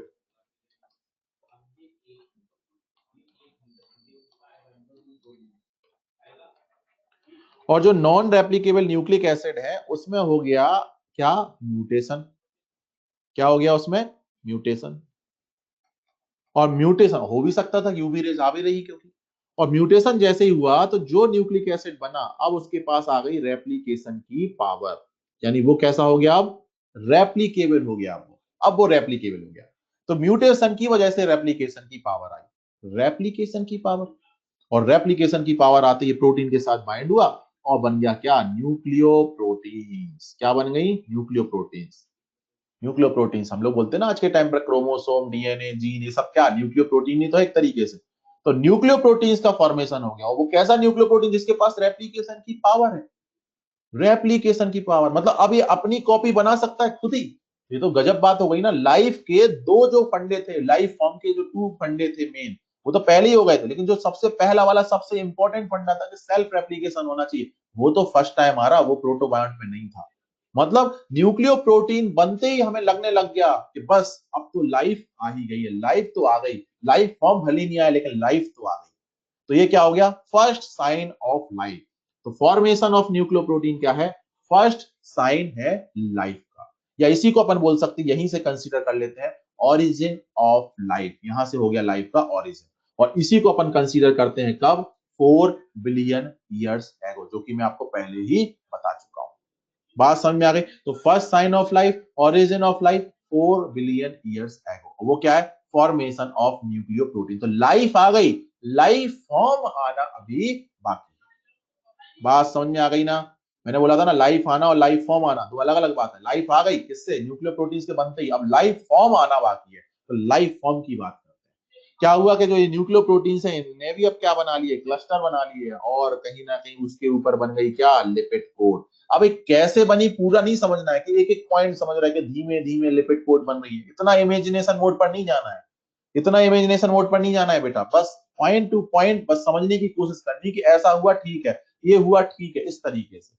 क्लियर है, इतना डिटेल में नहीं जाना कि एक एक चीज समझे कि क्लस्टर कैसे बना होगा और उसके ऊपर लिपिड कोड कैसे बना होगा, ऐसा नहीं। बस ये याद रखो कि अब न्यूक्लियो प्रोटीन जो बने उनने क्लस्टर बनाया, उसके ऊपर लिपिड कोड की मेम्ब्रेन, लिपिड कोड बन गया, बात खत्म। और वही स्ट्रक्चर क्या कहलाया, ईओ बायोन्ट कहलाया। क्या कहलाया, वही ईओ बायोन्ट कहलाया। क्लियर है बात यहां तक, चलो। अब जो ईओ बायोन्ट है, इसमें जो न्यूक्लियो प्रोटीन है वो अभी सिर्फ क्या है, आरएनए। अभी वो सिर्फ क्या है, आरएनए, अभी डीएनए नहीं है। मतलब आरएनए पहले आया, डीएनए बाद में आया। अगर इवोल्यूशनरी सीक्वेंस देखोगे तो आरएनए पहले आया, डीएनए बाद में आया।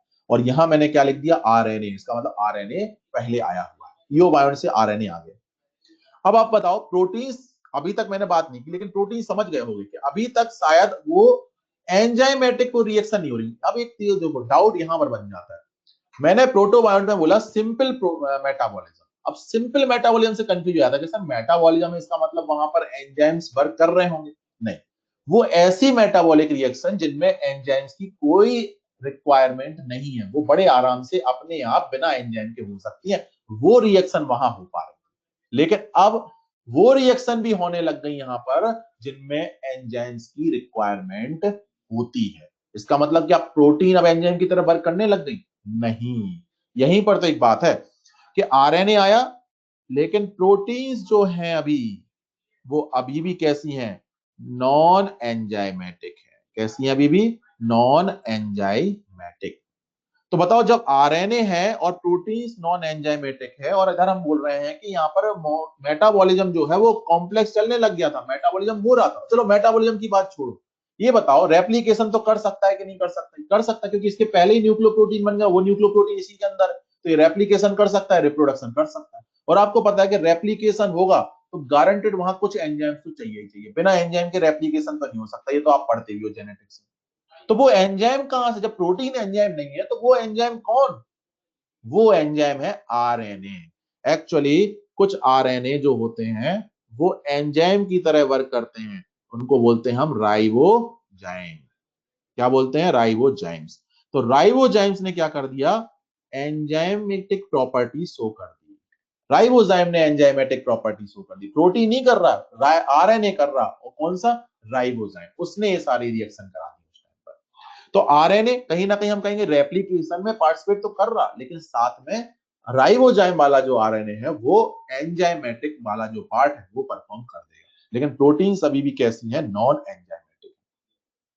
ये जो फंडा है आरएनए का, ये जो फंडा मैंने आपको बताया, यही फंडा डिस्क्राइब किया था एक साइंटिस्ट है अल्टमैन। और उन्होंने कब किया था? 1980 में ये फंडा उन्होंने डिस्क्राइब किया था।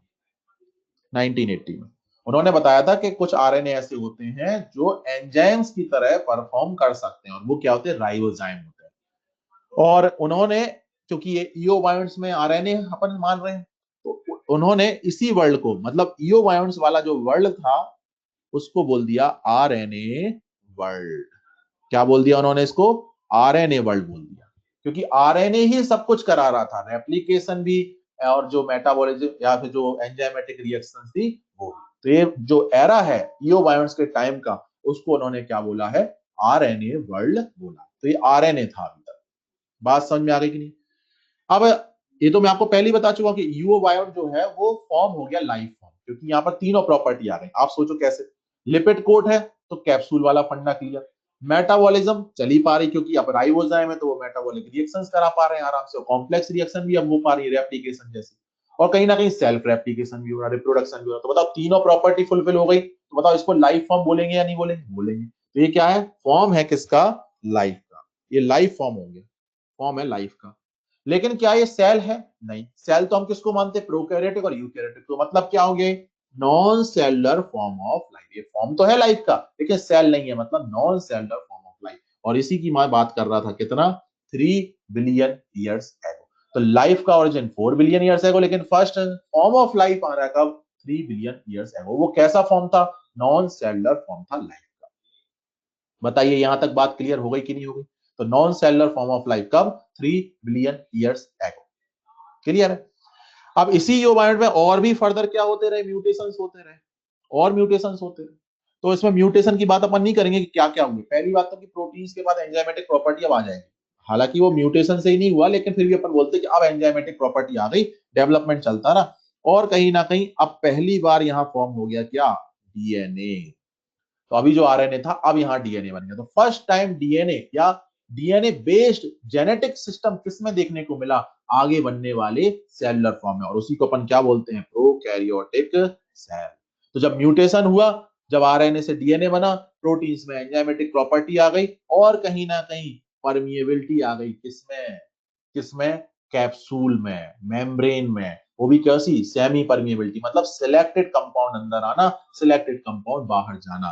तो फिर आगे जाकर के जो सेल्युलर फॉर्म डेवलप हुआ उसे अपन क्या बोलते हैं? First prokaryotic cell. तो यूबायोट से आकर के बन गई क्या? Prokaryotic cell. और ये हो गया क्या? Cellular form of life. और ये कब कंसीडर करते हैं? 2 बिलियन ईयर्स एगो। मतलब 1 बिलियन और लग गया यूबायोट से क्या बनने में? प्रोकैरियोटिक सेल बनने में। अपन जितना फास्ट पढ़ रहे हैं इतना फास्ट हुआ नहीं है, होने में 1 बिलियन ईयर्स लग गए। 1 बिलियन ईयर्स मतलब समझते हो? 10⁻⁹ ईयर्स लग गए। इतना लंबा टाइम लग गया इतने छोटे से स्टेप होने में।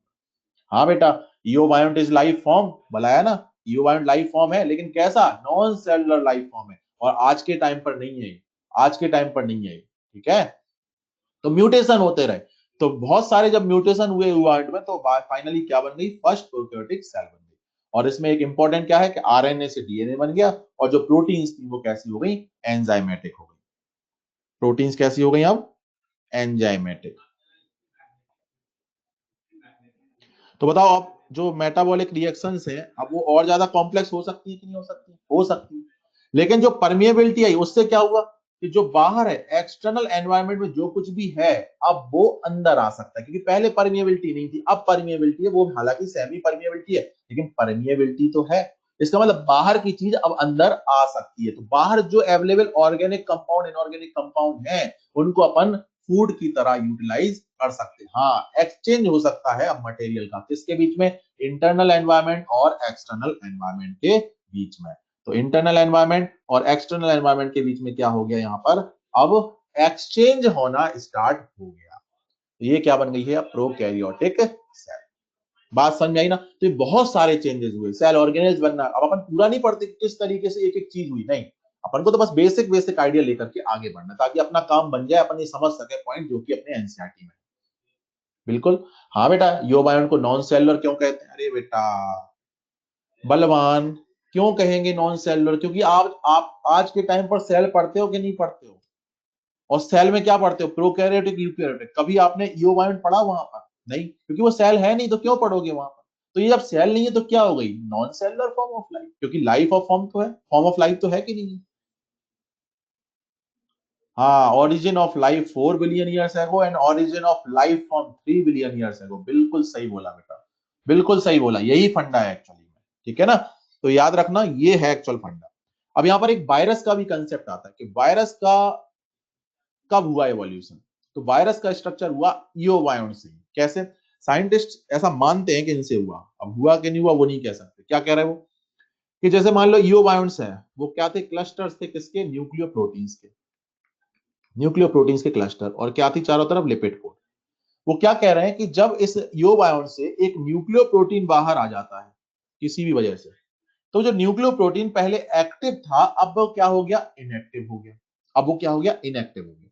लेकिन अगर बाई चांस ये दोबारा से किसी दूसरे ईओबायोट में एंटर कर जाए, किसी दूसरे ईओबायोट में, तो ये फिर से क्या हो जाता है, एक्टिव हो जाता है। मतलब जब तक ईओबायोट का पार्ट है न्यूक्लियोप्रोटीन तब तक एक्टिव, जैसे ही बाहर गया इनएक्टिव, और फिर अंदर गया तो एक्टिव।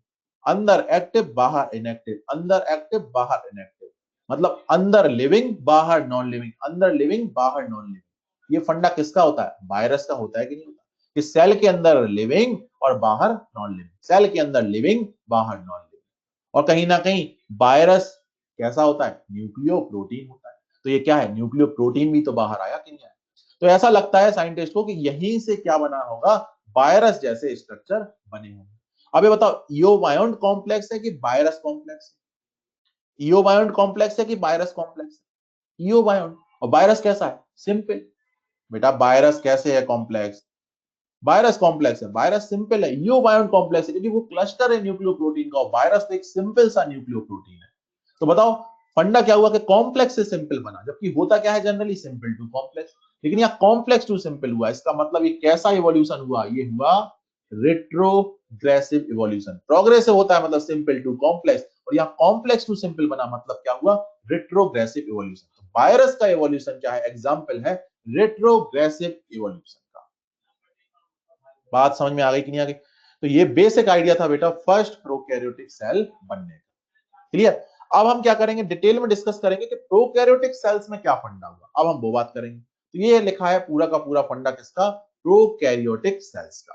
तो चलिए प्रोकैरियोटिक सेल्स की स्टार्टिंग करते हैं, ठीक है? अब सिर्फ फोकस करो प्रोकैरियोट, अब पुरानी बातें भूल जाओगे क्या कैसे हुआ, अब पूरा फोकस करो प्रोकैरियोटिक सेल पर। ज्यादा लिंक करने की कोशिश मत करना कि A to B, B to C, C to D, E to, इस तरह नहीं। ए समझ में आ गया, बी समझ में आ गया, सी समझ में आ गया, डी समझ में आ गया, ई समझ में आ गया, और कुछ कुछ लिंक बन गई, ए टू बी बन गई, बी टू सी नहीं बनी कोई बात नहीं, सी टू डी तो बन गई ना। तो जितनी बन सकती है लिंक वो बनाओ, तो ज्यादा फायदे में रहोगे। यहाँ पर हर चीज को बिल्कुल लिंक बना करके इमेजिनेशन मोड पर 100% चले जाओगे तो फिर यहाँ प्रॉब्लम आई, क्योंकि यहाँ पर अभी साइंटिस्ट नहीं पूरा इमेजिन कर पाए, तो अपन को कहां से वो बात पता चलेगी कि वाकई में ऐसे ही हुआ था। बात समझ रहे, साइंटिस्ट भी अभी समझ ही रहे हैं पूरा। जिस दिन साइंटिस्ट को पता चल गया कि एग्जैक्टली ऐसे ही हुआ था ओरिजिन लाइफ का, तो वो बना नहीं लेंगे फिर किसी और तरीके से। समझ रहे हैं ना बात को? तो A to B, B to C, C to D, T to E, ये पूरा मत समझो। A B C D E समझ लो, ए टू बी लिंक्स बन गई तो बहुत अच्छी बात है, सी टू डी बन गई बहुत अच्छी बात है। अब बी टू सी और डी टू ई की लिंक बनाने में मत परेशान हो। क्लियर है ना, फायदे में रहोगे। चलो अब प्रोकैरियोटिक सेल की बात करते हैं। प्रोकैरियोटिक सेल में सबसे पहली प्रोकैरियोटिक सेल जो आई थी वो एक बैक्टीरिया जैसी थी, जैसे कि आज हम बैक्टीरिया मानते हैं ना, वैसे ही थी। और वो कैसे थे, कीमो हेट्रोट्रॉप्स एंड एनारोब्स थे, कीमो हेट्रोट्रॉप्स एंड एनारोब्स। अब एनारोब्स तो ऑब्वियस सी बात है, क्योंकि एनारोबिक मोड ऑफ रेस्पिरेशन ही चल सकता, ऑक्सीजन थी नहीं पहले, रिड्यूसिंग एटमॉस्फेयर। तो जब तक ऑक्सीजन नहीं आ जाएगी तब तक मोड ऑफ रेस्पिरेशन क्या चलेगा, एनारोबिक ही चलेगा। तब तक क्या चल रहा है, एनारोबिक। तो आप यहां देख सकते हो क्लियरली, यहाँ पूरे में कौन सा मोड चल रहा है, एनारोबिक मोड ही यहाँ पर पूरा चल रहा है। यहाँ भी एनारोबिक, आगे भी एनारोबिक, यहाँ भी एनारोबिक, यहाँ भी एनारोबिक। जब ऑक्सीजन आएगी तब जाकर के first time mode of respiration बनेगा क्या, एरोबिक। क्लियर? चलो, अब सबसे पहले क्या था, कीमो हेट्रोट्रॉफ, मतलब कि बाहर से, और अब देखो एनर्जी हमने बोला था ना मेटाबॉलिक, तो वहां पर मैंने बोला था फूड सोर्स होना चाहिए या फूड बनाना चाहिए। तो यहाँ पर अभी ये हेट्रोट्रॉफ्स है, मतलब ये फूड अपना खुद नहीं बना पाएंगे, क्या करेंगे, बाहर से लेंगे, और बाहर से फूड लाने के लिए इनके पास सेमी परमिबिलिटी है भी। तो क्या करते थे, ये जो ओशियन वाटर में जो ऑर्गेनिक कंपाउंड्स थे अभी तक, उन्हीं को क्या करने लग गए, डायरेक्ट लेने लग गए, यूज करने लग गए एज ए फूड सोर्स। तो बाहर से इन्होंने ऑर्गेनिक कंपाउंड्स लिए और उन्हीं से क्या किया इन्होंने, एनएरोबिक रेस्पिरेशन की हेल्प से एनर्जी बनाई अपने लिए। बात समझ में आ गई कि नहीं आ गई? तो बताओ इन्होंने क्या किया, absorb organic molecules from surroundings, absorb organic molecules from surroundings, clear, direct as it is. तो बनाए नहीं ना इनने, बने बनाए लिए, और जब कोई बना बनाया फूड लेता है उसको अपन क्या बोलते हैं, हेट्रोट्रॉफिज्म। और केमिकल्स लिए बने बनाए, इसलिए क्या बोला, कीमो हेट्रोट्रॉफिज्म। तो ऑर्गेनिक मॉलिक्यूल्स बने बनाए लिए बाहर से, इसलिए हेट्रोट्रॉफिज्म, केमिकल्स लिए इसलिए कीमो हेट्रोट्रॉफिज्म। तो बताओ इन्होंने क्या किया, डायरेक्ट एब्जॉर्ब किया ऑर्गेनिक मॉलिक्यूल सराउंडिंग से, अपना फूड खुद नहीं बनाया। अब क्या ऐसे कोई प्रोकैरियोटिक सेल आज के टाइम पर एग्जिस्ट करती है अर्थ पर? नहीं, कोई भी ऐसी सेल नहीं है जो इस तरीके का बिहेवियर शो करती हो, नहीं, क्योंकि अब बाहर ऑर्गेनिक मॉलिक्यूल्स हैं ही नहीं। अगर और अब वाटर में ऑर्गेनिक मॉलिक्यूल्स होते वैसे पहले जैसे, तो शायद हो भी सकते थे, नहीं थे, खत्म हो रहे थे धीमे धीमे, जो थे वो पहले बने थे और वो खत्म हो रहे थे। तो बाकी बचे कौन फिर, इनऑर्गेनिक कंपाउंड्स या इनऑर्गेनिक मैटर बचा हुआ, जो कि आज भी है। तो अब क्या किया, इनने कहा कि अब ऑर्गेनिक कंपाउंड तो खत्म हो गए, अब हमें क्या लेने पड़ेंगे, जो बचे हुए इनऑर्गेनिक कंपाउंड। और इनऑर्गेनिक कंपाउंड से एनर्जी तो बनती नहीं है, एनर्जी तो डायरेक्ट ऑर्गेनिक से बनती है। तो क्या करना होगा, बाहर से लेना होगा इनऑर्गेनिक मैटर और खुद बनाना होगा क्या, ऑर्गेनिक फूड।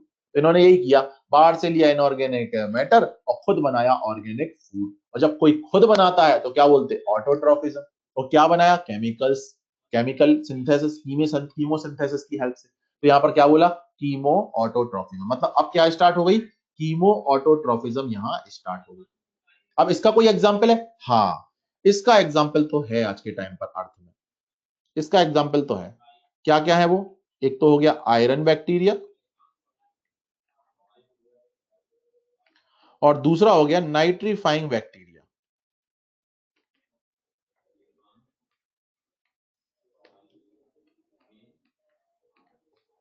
ये जो आप एग्जाम्पल्स पढ़ते हो ना, ये किसके हैं, इसी के हैं एक्चुअल में, कीमो ऑटोट्रॉप्स और एनारोब्स के।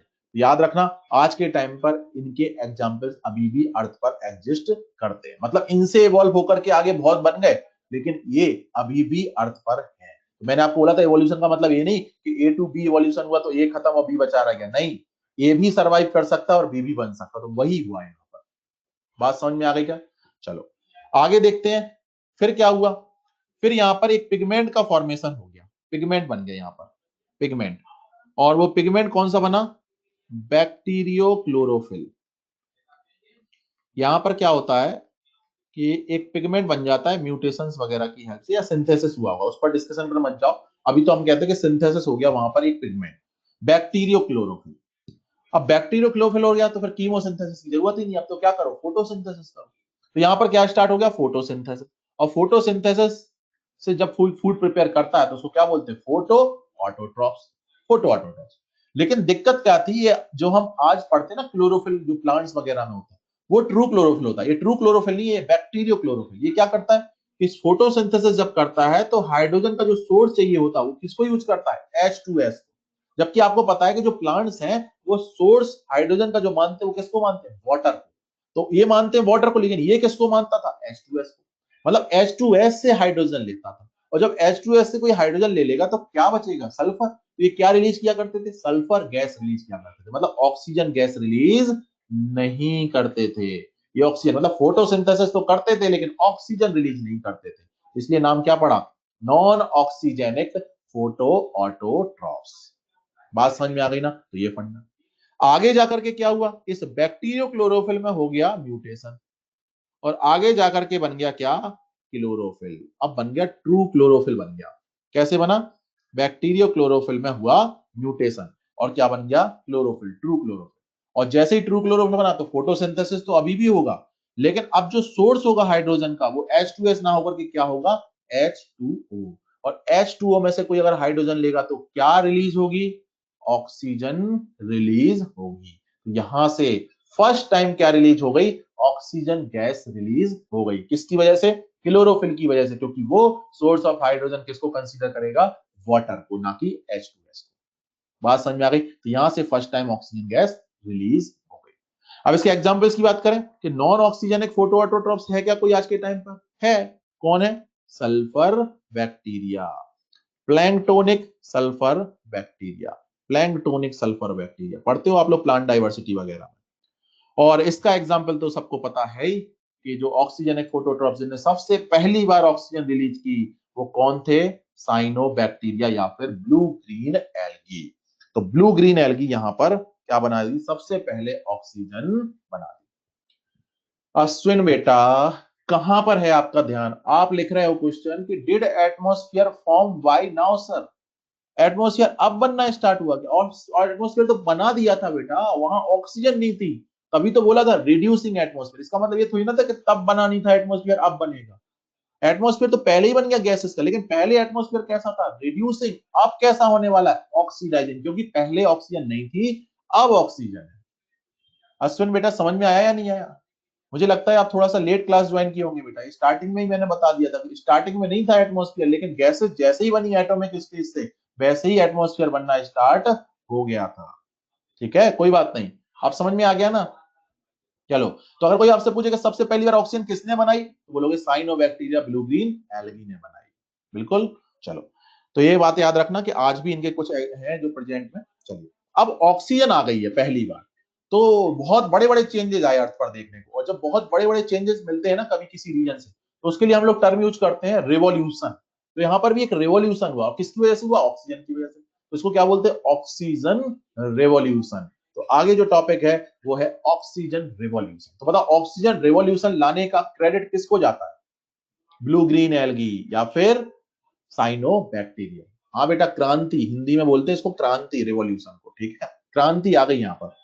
तो देखिए सबसे बड़ी चीज क्या चेंज हुई, सबसे पहले तो वही हुआ कि जो रिड्यूसिंग एटमॉस्फेयर था वो कैसा हो गया, ऑक्सीडाइजिंग हो गया। और रिड्यूसिंग के ऑक्सीडाइजिंग होते ही बताओ सबसे बड़ी चीज दिक्कत क्या आ गई, सबसे बड़ी प्रॉब्लम क्या आई होगी, कि आज के बाद अब कभी भी ऑरिजिन लाइफ का दोबारा नहीं हो सकता, ऑरिजिन ऑफ लाइफ अब अर्थ पर दोबारा कभी पॉसिबल नहीं है, क्योंकि ऑरिजिन हमेशा रिड्यूसिंग कंडीशन में ही हो सकता है, ऑक्सीडाइजिंग कंडीशन में कभी भी नहीं हो सकता। यानी अगर किसी रीजन से अर्थ पर प्रेजेंट जितनी भी स्पीसीज है, जितने भी लाइफ फॉर्म्स हैं, अगर वो एक्सटेंट हो जाए अचानक से, तो अर्थ पर दोबारा से ऑरिजिन लाइफ का अब नहीं हो सकता, क्योंकि अब कैसा है, ऑक्सीडाइजिंग एटमॉस्फेयर।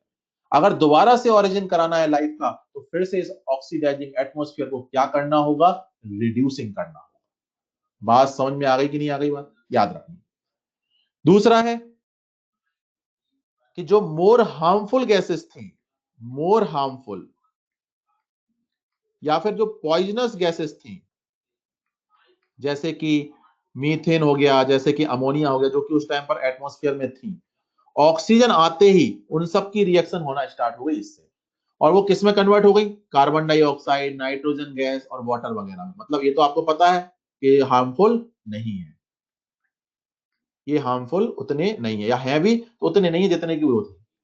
तो यानी कि हम कह सकते कि जो एटमॉस्फेयर पहले पॉइजनस था, हार्मफुल था, अब वो उतना हार्मफुल अब नहीं रह गया, अब वो क्या हो गया, लेस हार्मफुल हो गया।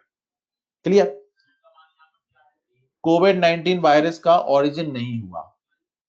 अब बताओ बेटा, यहाँ कोविड 19 वायरस की क्या बात चल रही है यहाँ पर, आर्यन बेटा जरा मुझे एक्सप्लेन करके बताओ यहाँ पर कोविड 19 का क्या लेना देना है इस पॉइंट से, क्या रिलेशन है बेटा, बताओ जरा कोविड 19 का, मोर हार्मफुल एटमॉस्फेयर का लेस हार्मफुल एटमॉस्फेयर में कन्वर्जन हो गया, तो यहां पर कोविड 19 कहां से आ गया, कि ओरिजिन हो सकता है या नहीं। तो बेटा ओरिजिन हो सकता है या नहीं, ये बात यहां से क्या रिलेट करने की जरूरत थी। चलिए थर्ड देखते हैं, formation of ozone layer, ozone layer का फॉर्मेशन हो गया यहाँ पे। अब आप बताओ ऑक्सीजन जब बनी होगी तभी तो ओजोन लेयर बन सकती है, O2 O3 कहीं ना कहीं, तो यहाँ पर जैसे ही ऑक्सीजन बनी वैसे ही कहीं ना कहीं क्या हो गया, यहाँ पर ओजोन लेयर का फॉर्मेशन हो गया। और ओजोन लेयर के फॉर्मेशन होते ही बताओ क्या हार्मफुल जो यूवी रेज है, क्या वो अब नीचे आ सकते हैं क्या अर्थ पर, नहीं आ सकते थे। तो यानी यहाँ पर म्यूटेशन के जो चांसेस थे अब वो क्या हो गए, कम हो गए। हालांकि अब मैं कहूंगा कि फिर से ओजोन लेयर जो है उसकी थिकनेस कम हुई है, ओजोन होल बन गया है, तो कहीं ना कहीं अब फिर से म्यूटेशन के चांसेस बढ़ने लग गए। लेकिन उस टाइम पर तो कहीं ना कहीं म्यूटेशन के चांसेस कम हो गए थे क्योंकि ओजोन लेयर बन गई थी। और जो सबसे एक और बड़ा चेंज आया वो ये कि जो ऑर्गेनिज्म आए इनके बाद, उन्होंने अब एनाएरोबिक मोड नहीं, एरोबिक मोड ऑफ रेस्पिरेशन करना स्टार्ट कर दिया। क्योंकि आपको पता है कि अगर ऑक्सीजन है तो फिर ज्यादा फायदा क्या है, एरोबिक मोड ऑफ रेस्पिरेशन करने में। क्यों? क्योंकि एरोबिक मोड ऑफ रेस्पिरेशन में मिलते हैं 1 ग्लूकोज मॉलिक्यूल से 36 टू 38 एटीपी, जबकि वहां पर सिर्फ अगर एनाएरोबिक है तो उसी एक ग्लूकोज मॉलिक्यूल से मिलते हैं ओनली 2 एटीपी। तो कहां 2 एटीपी और कहां 36 टू 38 एटीपी, मतलब 18 टू 19 टाइम्स ज्यादा एटीपी बनते हैं। तो बताओ फायदे का सौदा हुआ कि नहीं? तो वहां पर क्या हुआ कि जो ऑर्गेनिजम्स आए उन्होंने फिर aerobic mode of respiration start कर दिया। क्लियर? तो आप देख सकते हो कितने बड़े बड़े चेंजेस आ गए अर्थ पर सिर्फ ऑक्सीजन आने की वजह से। और ऑक्सीजन लाने का क्रेडिट किसको जाता है? ब्लू ग्रीन एल्गी को, साइनोबैक्टीरिया को। तो इसकी वजह से ये सारे चेंजेस आए। और इसके पीछे भी अगर देखा जाए तो किसका है रोल? ट्रू क्लोरोफिल का। इसी ने तो सारी चीज पलट के रख दी, है ना? तो इसके पीछे इसका रीजन है। तो कुछ भी पूछ सकते हैं आपसे कि इसके पीछे किसका रीजन है, इसके पीछे। और इसके बाद जब ये प्रोकैरियोटिक सेल में ऑक्सीजन रिवॉल्यूशन हुआ, उसके बाद वहां पर फाइनली हो गया ओरिजिन यूकैरियोटिक सेल का। तो आप जो कुछ भी डिफरेंसेस पढ़ते हो ना प्रोकैरियोटिक सेल्स और यूकैरियोटिक सेल्स में, वो सारे चेंजेस यहाँ पर देखने को मिले। अब वो डिस्कस नहीं करेंगे कि जैसे डबल मेम्ब्रेनस जो ऑर्गेनेल्स थे वो यहाँ पर फॉर्म हो गए, न्यूक्लियस बन गया, माइटोकॉन्ड्रिया बन गया, क्लोरोप्लास्ट वगैरह बन गए, वो सारी चीजें यहाँ पर आ गई। इसी में अपन लोग सिम्बायोटिक थ्योरी भी पढ़ते हैं अपन कहीं ना कहीं, है ना? तो वो अब सिलेबस में नहीं है, पहले पढ़ा करते थे कि यहीं पर सिम्बायोसिस हुआ और किस तरीके से जो डबल मेम्ब्रेनस जो है वो बने वहां पर जाकर के, है ना? माइटोकॉन्ड्रिया बना किस तरीके से बना, वो सारी बात है। तो अब नहीं पढ़ते। और इसी ओरिजिन को अपन बोलते कि कब हुआ? 1.5 बिलियन ईयर्स एगो।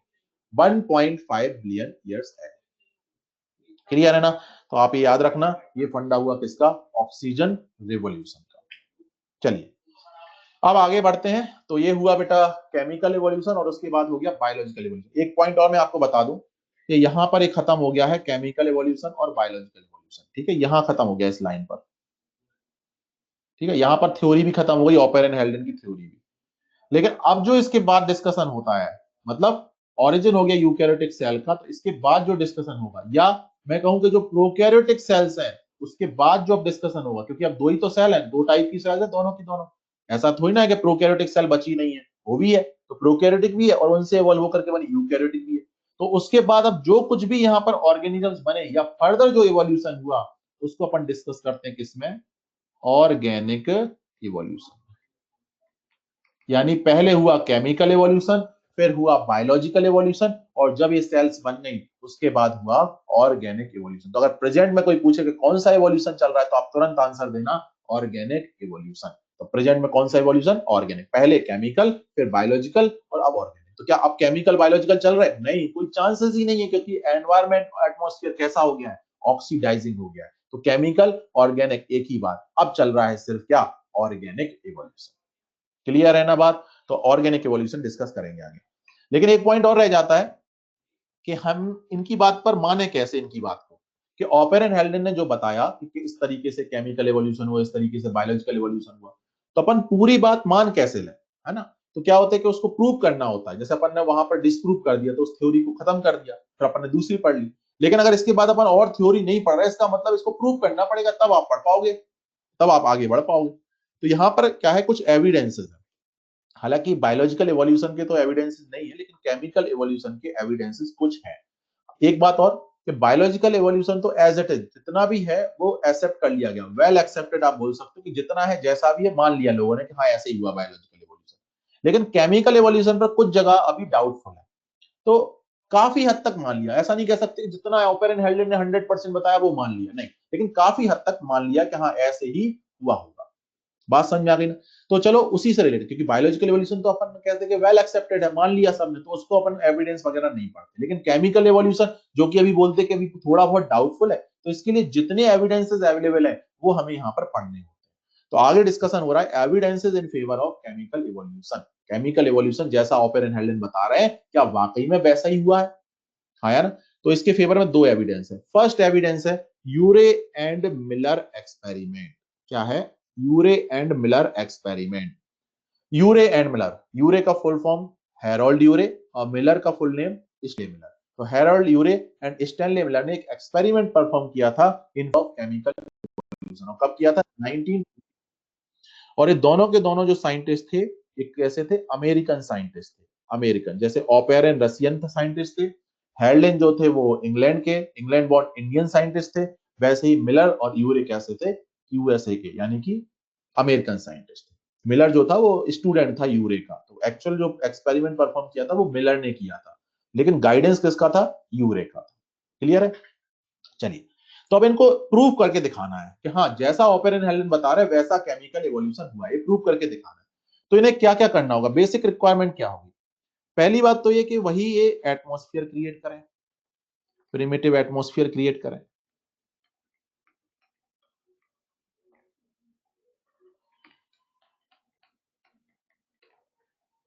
पहली बात तो ये क्या करें? वही प्रिमिटिव अर्थ पर जो कंडीशंस थी वो क्रिएट करें, वो बहुत जरूरी बात है,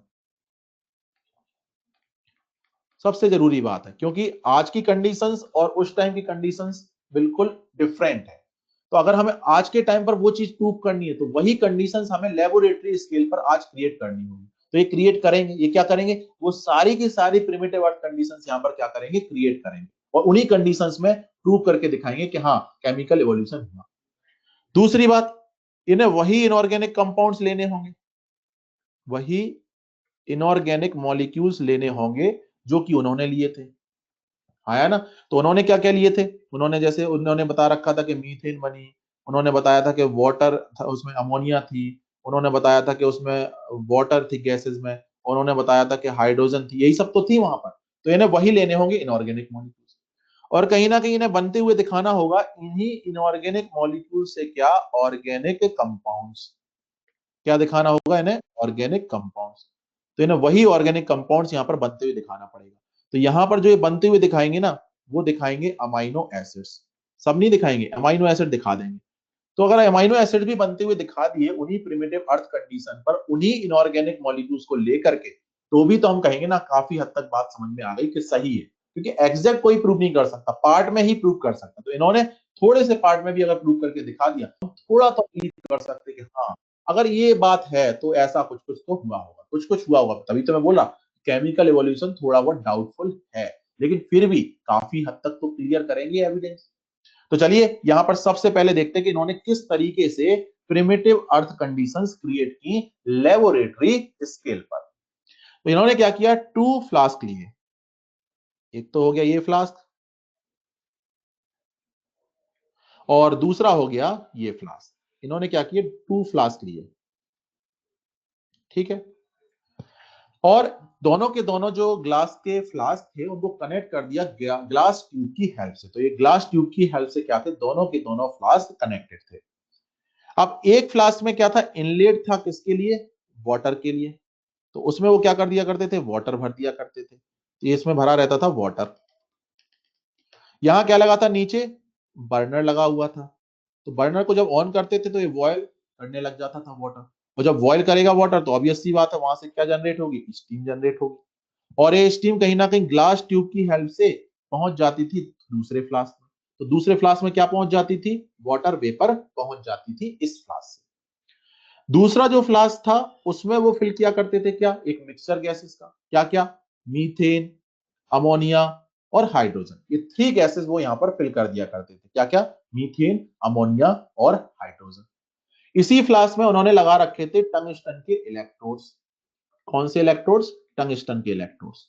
और इनमें क्या करते थे? वो इलेक्ट्रिक सप्लाई दिया करते थे। तो जब इलेक्ट्रिक सप्लाई इसको देते थे टंगस्टन के इलेक्ट्रोड्स को, तो इसमें स्पार्किंग होने लग जाती थी, और उसी स्पार्क डिस्चार्ज की वजह से यहां पर टेम्परेचर हाई हो जाता था फ्लास्क के अंदर। और वो टेम्परेचर की रेंज क्या थी? 800 डिग्री सेल्सियस। मतलब इस फ्लास्क में टेम्परेचर कितना कर लेते थे वो? 800 degree Celsius. Sir net issue की वजह से क्लास नहीं कर पा रहे हैं। तो नेट इशू बेटा यहां से तो नहीं है। क्या कोई प्रॉब्लम आई स्लाइड, वॉइस, वीडियो वगैरह में? सभी को नहीं प्रॉब्लम आई बेटा? काजोल काजोल बेटा, है ना, आप अपनी साइड से चेक करो बेटा, यहां से कोई प्रॉब्लम नहीं हो रही, कोई भी टेक्निकल इशू नहीं है, कुछ भी नेटवर्क का इशू नहीं है, कुछ भी नहीं है बेटा, है ना। ये आपकी साइड से प्रॉब्लम होगी, आपके यहाँ पर प्रॉब्लम होगी नेटवर्क की, है ना, क्योंकि किसी भी बच्चे को नहीं हो रही है प्रॉब्लम, है ना। अच्छा, हरियाणा की बात कर रहे हो, आपके वहां पर नेट का इशू था, तो उसके रिगार्डिंग में बेटा मैं बात करूंगा आगे, है ना, मैं बात करूंगा एक बार आगे, ठीक है, कि क्या हो सकता है, क्लासेस वगैरह दोबारा हो सकती है कि क्या, ठीक है, मैं बात करूंगा बेटा, ठीक है। चलिए, अब क्या था कि ये हो गई, तो यहाँ पर जो स्पार्क डिस्चार्ज होता था उसकी वजह से टेम्परेचर कितना हो जाता था, 800 टू 1000 डिग्री सेल्सियस, लेकिन एग्जैक्ट कितना, 800 डिग्री सेल्सियस। और इतने टेम्परेचर में ही ये क्या होती थी, यहाँ पर रिएक्शन होती थी, किस किस के बीच में, three gases, methane, ammonia, hydrogen, और किसकी, वाटर वेपर की। तो रिएक्शन चेंबर यही है, यही क्या है, रिएक्शन चेंबर है, यहीं पर क्या होती थी, रिएक्शन होती थी, रिएक्शन चेंबर, ठीक है। और जब रिएक्शन होती थी तो कुछ बनेगा यहाँ पर, और जो कुछ बनेगा वो वेपर फॉर्म में ही बनेगा, क्योंकि लिक्विड तो हो ही नहीं सकता इतने हाई टेम्परेचर पर, तो वेपर बनता था। फिर यहाँ क्या थे, वो एक कंडेंसर लगा रखे थे, और जब कंडेंसर से वेपर बाहर निकलेगी तो वो क्या बन जाती थी, लिक्विड ड्रॉपलेट्स बन जाती थी। क्या बन जाती थी वो, लिक्विड ड्रॉपलेट्स बन जाती थी। तो वेपर को लिक्विड ड्रॉपलेट्स में कन्वर्ट करने का काम किसने किया, कंडेंसर ने। कंडेंसर का फंडा क्या होता है कि उसमें दो होते, एक इनलेट होता और एक आउटलेट होता। इनलेट में क्या होता, कोल्ड वाटर अंदर जाता और आउटलेट से वार्म वाटर बाहर आता। तो मतलब कोल्ड से वार्म हो गया, मतलब उसने हीट ले ली, और हीट किससे ले ली, वेपर से ले ली, और जब वेपर फॉर्म से आप हीट ले लोगे तो वो किसमें कन्वर्ट हो जाएगा, लिक्विड में। तो यहाँ पर लिक्विड ड्रॉपलेट्स बाहर आती थी। फिर आगे जाकर के एक टैप बना हुआ था, और उस टैप से क्या करते थे, इस लिक्विड को ये बाहर निकाल लेते थे, और इस जार में वो क्या कर लेते थे, कलेक्ट कर लेते थे, और उसका क्या करते थे, एनालिसिस करते थे। तो ये फंडा था पूरा का पूरा। अब यहां पर इन्होंने क्या किया, देखो मैं प्रिमिटिव अर्थ कंडीशन समझाऊं कैसे क्या किया। पहली बात तो इन्होंने इसमें ऑक्सीजन कहीं पर भी नहीं, पहले ऑक्सीजन निकाल दी थी वैक्यूम पंप के थ्रू, तो ऑक्सीजन नहीं थी यहाँ पर। यहाँ पर इन्होंने हाइड्रोजन ली, तो बताओ एटमोस्फेयर कैसा हो गया, रिड्यूसिंग हो गया, तो रिड्यूसिंग एटमोस्फेयर हो गया, पहली बात। दूसरी बात, टेम्परेचर कितना लिया, 800 डिग्री सेल्सियस, तो बताओ अर्ली अर्थ पर टेम्परेचर भी इसी रेंज का था, तो टेम्परेचर भी मतलब हाई टेम्परेचर वाली बात होगी। फिर यहाँ पर स्पार्किंग हो रही, तो स्पार्किंग का कंपैरिजन आप लाइटनिंग से कर सकते हो, जो उस टाइम पर लाइटनिंग होती थी क्लाउड्स में, तो उससे कंपेयर कर लो आप। फिर यहाँ पर कंडेंसर लगाया, तो कंडेंसर की वजह से वही फंडा हो गया जो रेनिंग के टाइम पर हुआ था, क्योंकि वहां पर भी जो वेपर फॉर्म था वाटर का, वो लिक्विड फॉर्म में कन्वर्ट हुआ था, और रेनिंग हुई थी कंडेंसेशन की वजह से। तो यहाँ पर कंडेंसेशन के लिए क्या लगा दिया इन्होंने, कंडेंसर लगा दिया। तो बताओ काफी हद तक वही कंडीशन हो गई कि नहीं हुई। तो इन्होंने प्रिमिटिव अर्थ कंडीशन कहां पर क्रिएट की, लेबोरेटरी में। और कहीं ना कहीं इन्होंने कंपाउंड्स भी तो वही लिए, वहां पर भी मीथेन, यहाँ भी मीथेन, वहां अमोनिया, यहाँ अमोनिया, वहां वाटर वेपर, यहाँ वाटर वेपर, वहां हाइड्रोजन गैस, यहाँ हाइड्रोजन गैस। तो कहीं ना कहीं इनऑर्गेनिक मॉलिक्यूल्स भी वही के वही ले लिए। तो बताओ सब कुछ वही फंडा किया कि नहीं किया, जो कि ऑपेरेंट हेल्डेन बता रहे हैं प्रिमिटिव अर्थ पर। अब आगे क्या होगा, आगे यहाँ पर रिएक्शन होगी, और रिएक्शन चलेगा तो सब फंडा ऐसा स्टार्ट हो जाएगा। तो जैसे ही रिएक्शन होगी, वेपर आएगी, लिक्विड ड्रॉपलेट्स में कन्वर्ट होगी, यहाँ आएगा। और जब इन्होंने चैम्बर से थोड़ा सा जो जार है उससे थोड़ा सा बाहर निकाला वाटर ड्रॉपलेट, तो देखा कि अभी तो कुछ बना नहीं, तो इन्होंने रिएक्शन चलने दी। बताओ रिएक्शन आगे चलेगी तो ये जो लिक्विड है ये आगे आएगा, आगे आएगा तो कहाँ आएगा, इस दूसरे जार में आएगा, दूसरे फ्लास्क में आएगा। और जब दूसरे फ्लास्क में आएगा, जब दूसरे फ्लास्क में आएगा तो क्या होगा, तो फिर से वो बॉईल करेगा, बॉईल करेगा तो फिर से क्या होगी, वेपर जनरेट होगी, और वेपर कहां से जाएगी, फिर से उसी फ्लास्क में चली जाएगी जिससे आई थी वो। तो बताओ फिर से क्या होंगी वहां पर, रिएक्शन से स्टार्ट होंगी। तो रिएक्शन ऐसी चलती रहेगी, कंटिन्यूअसली चलती रहेगी। और जब रिएक्शन से फाइनली फिर आएगा तो फिर देखेंगे, मतलब ये रिएक्शन बहुत लंबे टाइम तक चलती है। और जब वो 18th डे पर देखते हैं कि जो ये नीचे है, जो ये फ्लास्क रखा हुआ है जिसमें इनको देखना है कि क्या क्या बन रहा है, जब उन्होंने उसका एनालिसिस किया ना, तो उसमें क्या मिल गया, मिक्सचर मिल गया, किसका, अमाइनो एसिड। मतलब उन्हीं प्रिमिटिव अर्थ कंडीशन पर उन्हीं इनऑर्गेनिक मॉलिक्यूल से उन्होंने बना करके दिखा दिए वही ऑर्गेनिक कंपाउंड, और वो भी क्या यहाँ पर दिखाए, अमाइनो एसिड। तो अमाइनो एसिड्स कौन कौन से दिखाए इन्होंने, एक तो दिखाया एलेनिन, एक दिखाया एस्पार्टिक एसिड, और एक क्या दिखा दिया इन्होंने, ग्लाइसिन। तो एक कुछ अमाइनो एसिड्स इन्होंने बना करके दिखा दिए। तो बताओ प्रूव हो गई बात की नहीं होगी कि जो है, जो ऑपेरेंट हेल्डेन है, वो लगभग लगभग सही बात बोल रहे हैं, है ना, क्योंकि इन्होंने प्रिमिटिव अर्थ कंडीशंस वही ली, इनऑर्गेनिक मॉलिक्यूल्स वही ली, और लगभग लगभग वही ऑर्गेनिक मॉलिक्यूल्स भी बना दी। तो बताओ लगभग लगभग वही बात हुई, इसका मतलब क्या हुए, प्रूव हो गया ना काफी हद तक कि जैसा ऑपेरेंट हेल्डेन बता रहे हैं वैसा ही लगभग लगभग क्या हुआ है, केमिकल इवोल्यूशन हुआ है। बात समझ में आ गई। तो यहां पर टाइम लगा क्योंकि अपन छोटे स्केल पर कर रहे थे, कम टाइम लगा। अब वहां बड़े स्केल पर हो रहा था, इसलिए बहुत लंबा टाइम लगा। बात समझ में आ गई ना? तो इसको कंपेयर मत करना कि सर इतनी जल्दी कैसे हो गया, वहां पर इतना टाइम क्यों लगा, क्योंकि छोटे स्केल पर हो रहा है इसलिए जल्दी हो गया, वहां बहुत बड़े स्केल पर हो रहा था इसलिए बहुत टाइम लगा। बात समझ में आ गई कि नहीं आ गई? तो ये फंडा था यहाँ पर। तो इससे क्या हुआ, एक एविडेंस मिला in favour of chemical evolution. याद रखना, केमिकल इवोल्यूशन का फंडा ऑपेरेंट हेल्डेन का, लेकिन उसको प्रूव किसने किया, यूरे एंड मिलान। अब सर एमाइनो एसिड बने ऐसा नहीं, बाद में डिफरेंट साइंटिस्ट ने डिफरेंट कॉम्बिनेशन लेकर के डिफरेंट ऑर्गेनिक एसिड्स बनाकर और ऑर्गेनिक कंपाउंड बना करके दिखा दिए। कुछ ने शुगर बना के दिखा दी, कुछ ने पिगमेंट्स बना के दिखा दी, कुछ ने लिपिड्स बना के दिखा दी। तो मतलब अलग अलग एक्सपेरिमेंट किए, अलग अलग साइंटिस्ट ने, अलग अलग ऑर्गेनिक कंपाउंड बन गए, अलग अलग कॉम्बिनेशन इनऑर्गेनिक कंपाउंड के लेकर के। तो फाइनली फिर केमिकल एवोल्यूशन मोर और लेस क्या कर लिया गया है, एक्सेप्ट कर लिया गया। बात समझ में आई? इसी तरीके से एक और एविडेंस है, एक और एविडेंस है। क्या एविडेंस है वो है evidences from meteorites. Meteorites means उल्का पिंड, हिंदी में बोलते हैं उल्का पिंड, मतलब स्पेस से आकर के कोई भी मास कहां गिर जाना, अर्थ पर गिर जाना, अर्थ सरफेस पर गिर जाना, उसे अपन क्या बोलते हैं, मेटियोराइट। तो टाइम टाइम पर ऐसे कई बार मेटियोराइट्स कहां आए, अर्थ पर आए, कहां से, स्पेस से। तो जैसे एक एग्जांपल लिख रखा है, एक है मर्चिसन मेटियोराइट, मर्चिसन मेटियोराइट है। ये एक्चुअल में मिला कहां था, मर्चिसन ऑस्ट्रेलिया में मिला था। कब, 28 सितंबर 1989 में। ये रियल फोटो है उस मेटियोराइट की। और इस मेटियोराइट को जब एनालाइज किया गया तो यहां देखा कि इसमें क्या है, प्यूरिन्स है, इसमें पिरिमिडीन्स है, प्यूरिन्स एंड पिरिमिडीन्स मिल गए इसमें, नाइट्रोजनस बेसिस मिल गए इसमें, ऑर्गेनिक कंपाउंड्स मिल गए इसमें। अब ये बताओ, जहां से भी आया, हमें नहीं पता कहां से आया, लेकिन जहां से भी आया वहां पर ये प्यूरिन पिरिमिडिन क्या कर रहा है, प्यूरिन पिरिमिडिन कहां होने चाहिए, जहां पर केमिकल एवोल्यूशन चल रहा हो कम से कम। इसका मतलब वहां पर भी केमिकल एवोल्यूशन चल रहा, तब तो प्यूरिन पिरिमिडिन है उसमें। तो यानी हम जैसा सोच रहे हैं कि केमिकल एवोल्यूशन ऐसे होता, वैसा शायद कहीं और भी चल रहा है, क्योंकि हम भी तो जानते हैं कि स्टार्टिंग में सिंपल ऑर्गेनिक कंपाउंड बनते प्यूरिन पिरिमिडिन, और वो बनते कब है, केमिकल एवोल्यूशन। इसका मतलब वहां पे भी प्यूरिन पिरिमिडिन बने, मतलब वहां पर भी केमिकल एवोल्यूशन चल रहा है। तो इससे प्रूव हो गया ना कि हाँ, अर्थ में पास्ट में तो नहीं जा सकते, लेकिन हम ये तो समझ सकते कि प्लेनेट पर अगर कहीं चल रहा तो ऐसे ही तो चला होगा। बात समझ में आ गई ना? तो अर्थ पर भी वैसे ही केमिकल एवोल्यूशन हुआ होगा जैसे कि अभी किसी और प्लेनेट में चल रहा है, क्योंकि उसका प्रूफ हमारे पास अर्थ पर आ गया मेटियोराइट के फॉर्म में। बात समझ में आ गई? तो मेटियोराइट से भी समझ में आता है कि हाँ, वैसा ही कुछ कुछ केमिकल एवोल्यूशन हुआ जैसा कि ऑपेरेंट हेल्डेन हमें एक्सप्लेन कर रहे हैं। बात समझ में आ गई कि नहीं आ गई बात?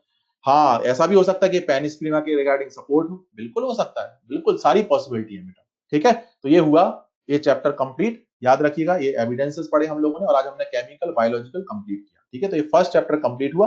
आप क्वेश्चंस लगा सकते हैं और इसको एक बार आप मॉड्यूल से पढ़ भी सकते हैं। अब आप 2 मिनट बने रहिए, मैं इसके हैंडआउट शेयर कर देता हूं।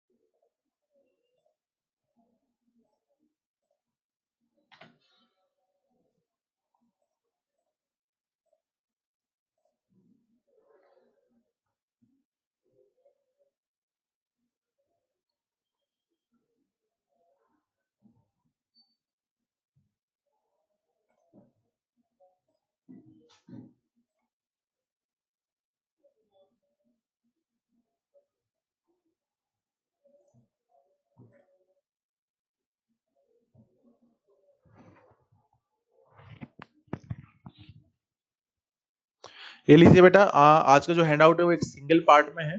Evolution origin of life English medium L2 means lecture 2। ठीक है, तो ये मैंने शेयर कर दिया, अपलोड कर दिया है, आप इसको डाउनलोड कर लीजिएगा और इसको थोड़ा सा आप एक बार अच्छे से रिवाइज करिएगा। मुझे लगता है कि शायद 99% तो समझ में आ गया होगा, थोड़ा बहुत लगा रहे होंगे कि डाउट बन रहे होंगे। तो उसको आप एक बार मॉड्यूल से रीड करेंगे ना, जो कुछ भी मैंने एक्सप्लेन किया, तो आपको ये पूरा क्लियर हो जाएगा बेटा। ठीक है, तो इसको एक बार आप मॉड्यूल से आज रीड कर लीजिएगा, आज ही कर लीजिएगा, हैंडआउट सामने रख करके, तो आपको ये पूरा क्लियर हो जाएगा। ठीक है, चलिए, तो बाद में नेक्स्ट टर्न पर आकर के मैं कुछ क्वेश्चंस पूछूंगा इसी पर बेस, तो आपका फिर कॉन्फिडेंस थोड़ा और अच्छा हो जाएगा और इस चैप्टर में। ठीक है, और आगे आकर के हम लोग अब सेकंड चैप्टर स्टार्ट करेंगे, एविडेंसेस ऑफ ऑर्गेनिक इवोल्यूशन। ठीक है, चलिए बेटा, थैंक यू।